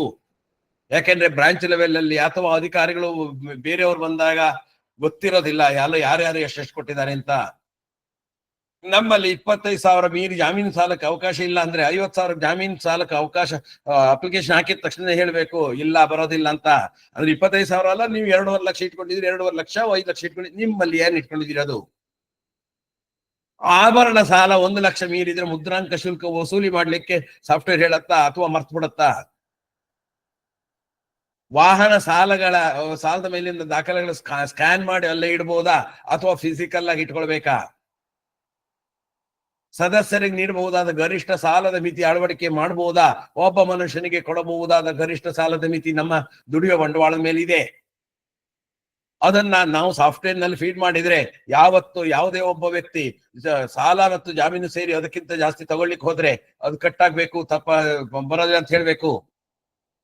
ದುಡಿಯೋ ಬಂಡವಾಳ ಲೆಕ್ಕಾಚಾರ ಅದೇ ಮಾಡ್ಕೊಡತ್ತಾ? ನಾವು ಮ್ಯಾನ್ಯುಯಲ್ ಮಾಡ್ಬೇಕಾ? ದುಡಿಯೋ ಬಂಡವಾಳ ಹಿಂದೊಮ್ಮೆ ಹೇಳಿದ್ದೇವೆ, ದುಡಿಯೋ ಬಂಡವಾಳ ನಮ್ಗೆ ಅನೇಕ ಕಾರಣಕ್ಕೋಸ್ಕರ ಬೇಕಾಗತ್ತೆ. ಇಲಾಖೆಯ ಮಾರ್ಗಸೂಚಿ, ಸಂಯುಕ್ತ ಸಹಕಾರಿ ಅಥವಾ ಸಹಕಾರಿ ಇಲಾಖೆ ಮಾರ್ಗಸೂಚಿಗಳು ಕೊಡ್ತಾರೆ, ದ್ರವ್ಯಾಸ್ತಿ ನಿರ್ವಹಣಾ ಮಾರ್ಗಸೂಚಿ, ಬಂಡವಾಳಕರಣ ಮಾರ್ಗಸೂಚಿ, ಈ ರೀತಿ ಇದನ್ನೆಲ್ಲ ಅಳವಡಿಸ್ಕೊಳ್ಳಿಕ್ಕೆ ನಮ್ಗೆ ಅವಕಾಶ ಇದೆಯಾ? ನಿರ್ದೇಶಕರಿಗೆ ನೀಡುವ ಸಾಲದ ನಿರ್ಬಂಧದ ಬಗ್ಗೆ ಇದು ಮಾಡಬಹುದಾ? ಇತ್ತೀಚಿನ ತಾಂತ್ರಿಕ ಸವಲತ್ತುಗಳಿಗೆ ಅವಕಾಶ ಇದೆಯಾ? ಗ್ಯಾಡ್ಜೆಟ್ಸ್ ಕಂಪ್ಯಾಟಿಬಿಲಿಟಿ, ಹೊಸದಾಗಿ ಮೊಬೈಲ್ ನಾನು ಕನೆಕ್ಟ್ ಮಾಡ್ಕೊಳ್ತೀನಿ, ಬರೋದಿಲ್ಲ. ಪಿಗ್ಮಿ ಅಥವಾ ಸ್ಕ್ಯಾನಿಂಗ್ ಮೆಷಿನ್ ಅಥವಾ ಬಯೋಮೆಟ್ರಿಕ್ ಅಥವಾ ಪ್ಯೂರಿಟಿ ಚೆಕ್ ಮೆಷಿನ್ ಹಾಕ್ತೀನಿ, ಬರೋದಿಲ್ಲ. ಹಾಗಾದ್ರೆ ನಿಮ್ಮ ಸಾಫ್ಟ್ವೇರ್ ಸರಿ ಇಲ್ಲ. ಕೌಂಟಿಂಗ್ ಮೆಷಿನ್ ಹಾಕ್ತೀನಿ, ಕೌಂಟ್ ಮಾಡಿದ ಕೂಡ್ಲೇನೆ ಅದರ ಅಮೌಂಟ್ಗಳು ಅಥವಾ ಅದರ ಡಿನಾಮಿನೇಷನ್ ನಮ್ಮ ಸಿಸ್ಟಮ್ ಅಲ್ಲಿ ಬರಬೇಕು, ಬರುತ್ತೆ. ಇನ್ ಬಿಲ್ಟ್ ಕನೆಕ್ಟಿವಿಟಿ ಇದೆಯಾ ಅಥವಾ ಅದಕ್ಕೊಂದು ಸಾಫ್ಟ್ವೇರ್ ಇನ್ಸ್ಟಾಲ್ ಮಾಡ್ಬೇಕಾ? ಆನ್ಲೈನ್ ಆಫ್ಲೈನ್ ವರ್ಕಿಂಗ್ ಫೆಸಿಲಿಟಿ ಇದೆಯಾ ಅಥವಾ ಆಫ್ಲೈನ್ ಆದ ತಕ್ಷಣ ನಿಂತೋಗ್ಬಿಡತ್ತಾ? ಎಲ್ಲೋ ಒಂದ್ ಕಡೆ ಇಂಟರ್ನೆಟ್ ಹೋದ ತಕ್ಷಣ ನಿಂತೋಗ್ಬಿಡ್ತು, ಸಾರ್ ಇಂಟರ್ನೆಟ್ ಇಲ್ಲ, ಆಫ್ಲೈನ್ ಫೆಸಿಲಿಟಿ ಕೊಡ್ತಾರೆ. ಅದು ಆನ್ಲೈನ್ ಆದ ಕೂಡ್ಲೇನೆ ಅದು ಮತ್ತೆ ತನ್ನ ಕನೆಕ್ಟ್ ಹಾಕೊಳ್ಳುತ್ತೆ. ಈಗಿರುವಂತಹ ಇದು ಆಫ್ಲೈನ್ ಅಲ್ಲೂ ವರ್ಕ್ ಮಾಡ್ಬೋದು 1 ದಿನದವರೆಗೆ. ರಿಮೋಟ್ ಲಾಗಿನ್ ಫೆಸಿಲಿಟಿ, ನಾವು ಬೇರೆ ಬೇರೆ ಜಾಗದಿಂದ ಲಾಗಿನ್ ಮಾಡಬಹುದಾ? ಆಟೋಮೇಟೆಡ್ ಬ್ಯಾಕಪ್, ಪ್ರತಿ ವಾರ ನಾವೇ ಮಾಡ್ಬೇಕಾ ಮ್ಯಾನ್ಯುಯಲ್ ಆಗಿ? ಪ್ರತಿ ಶನಿವಾರ 1:30 ಇಂದ 2:30ವರೆಗೆ ಬ್ಯಾಕಪ್ ಆಗ್ಬೇಕು. ಅಥವಾ ಯಾವ್ದೋ ಒಂದು ದಿನ ಹೇಳಿರ್ತೀರಿ, ಆಟೋಮೇಟೆಡ್ ಆಗಿ ಬ್ಯಾಕಪ್ ಆಗತ್ತಾ? ಅದಕ್ಕೆ ಜಾಗ ಹೇಳಿರ್ತೀರಿ, ಇಂಥ ಡ್ರೈವಿನ ಇಂಥ ಭಾಗದಲ್ಲಿ ಇರ್ಬೇಕು ಅಂತ ಅದು ನೇಮಿಂಗ್ ಕನ್ವೆನ್ಷನ್ ಕೊಟ್ಟಿರ್ತೀರಿ, ಆ ತರ ಮಾಡ್ಕೊಳತ್ತಾ? ಅಪ್ಗ್ರೇಡೇಷನ್ ಆಗುವಾಗ ಪ್ಯಾಚಸ್ ನ ಅಪ್ಗ್ರೇಡ್ ಆಗತ್ತಾ? ಮೊಬೈಲ್ ಅಪ್ಗ್ರೇಡ್ ಆಗೋದು ನೋಡಿದೀನಿ ನೀವು, ಅದು ತಾನೇ ವಾಟ್ಸ್ಆಪ್ ನಲ್ಲಿ ಎಷ್ಟು ಬೇಗ ಅಪ್ಗ್ರೇಡ್ ಆಗತ್ತೆ ನೋಡ್ತಾ ಇರ್ತೀರಿ ನೀವು. ಹಾಗೆ ನಮಗ್ ಹಂಗೆ ಅನುಕೂಲ ಇದೆಯಾ? ಡಾಟಾ ಸಿಂಕ್ರನೈಸೇಷನ್ ಅಂತ ಅದಕ್ಕೆ, ಅಥವಾ ಡಾಟಾ ಮೈನಿಂಗ್ ಅದಕ್ಕೆ ಫೆಸಿಲಿಟಿ ಇದೆಯಾ? ಡಾಟಾ ಮೈಗ್ರೇಷನ್ ಆಪ್ಷನ್ಸ್ ಇದೆಯಾ? ಇವೆಲ್ಲ ಇತ್ತೀಚಿನ ತಾಂತ್ರಿಕ ಸವಲತ್ತುಗಳು ಇದೆಲ್ಲಕ್ಕೂ ಇರಬೇಕು. ಹಾಗಾಗಿ ಗಣಕೀಕರಣದ ನಿಯಮಗಳಲ್ಲಿ ಇವುಗಳೆಲ್ಲರ ಬಗ್ಗೆ ಮಾಹಿತಿ ಇರಬೇಕು, ಪೂರ್ತಿಯಾಗಿ ಅಳವಡಿಸ್ಕೊಳ್ಬೇಕು. ಪಾರ್ಶಿಯಲಿ ಸಾರ್ ನಾವು ಕ್ಯಾಶ್ ಬುಕ್ ಮಾತ್ರ ಕಂಪ್ಯೂಟರೈಸ್ ಮಾಡಿದ್ವಿ, ಪಿಗ್ಮಿ ಇನ್ನು ಹಂಗೆ ಇದೆನೋ? Partial computerisation is not at all suitable. ಭದ್ರತಾ ವ್ಯವಸ್ಥೆ, ಸೆಕ್ಯೂರಿಟಿ ಸಿಸ್ಟಮ್ ಇರಬೇಕು, ಡಾಟಾ ಬ್ಯಾಕಪ್ ಇರಬೇಕು. ವಾರದಲ್ಲಿ ಒಮ್ಮೆ ಯಾರು ಡಿಫ್ರಾಗ್ಮೆಂಟೇಶನ್ ಸ್ಕ್ಯಾನಿಂಗ್ ಸೌಲಭ್ಯ ಮಾಡ್ಕೊಳ್ಬೇಕಾಗತ್ತೆ.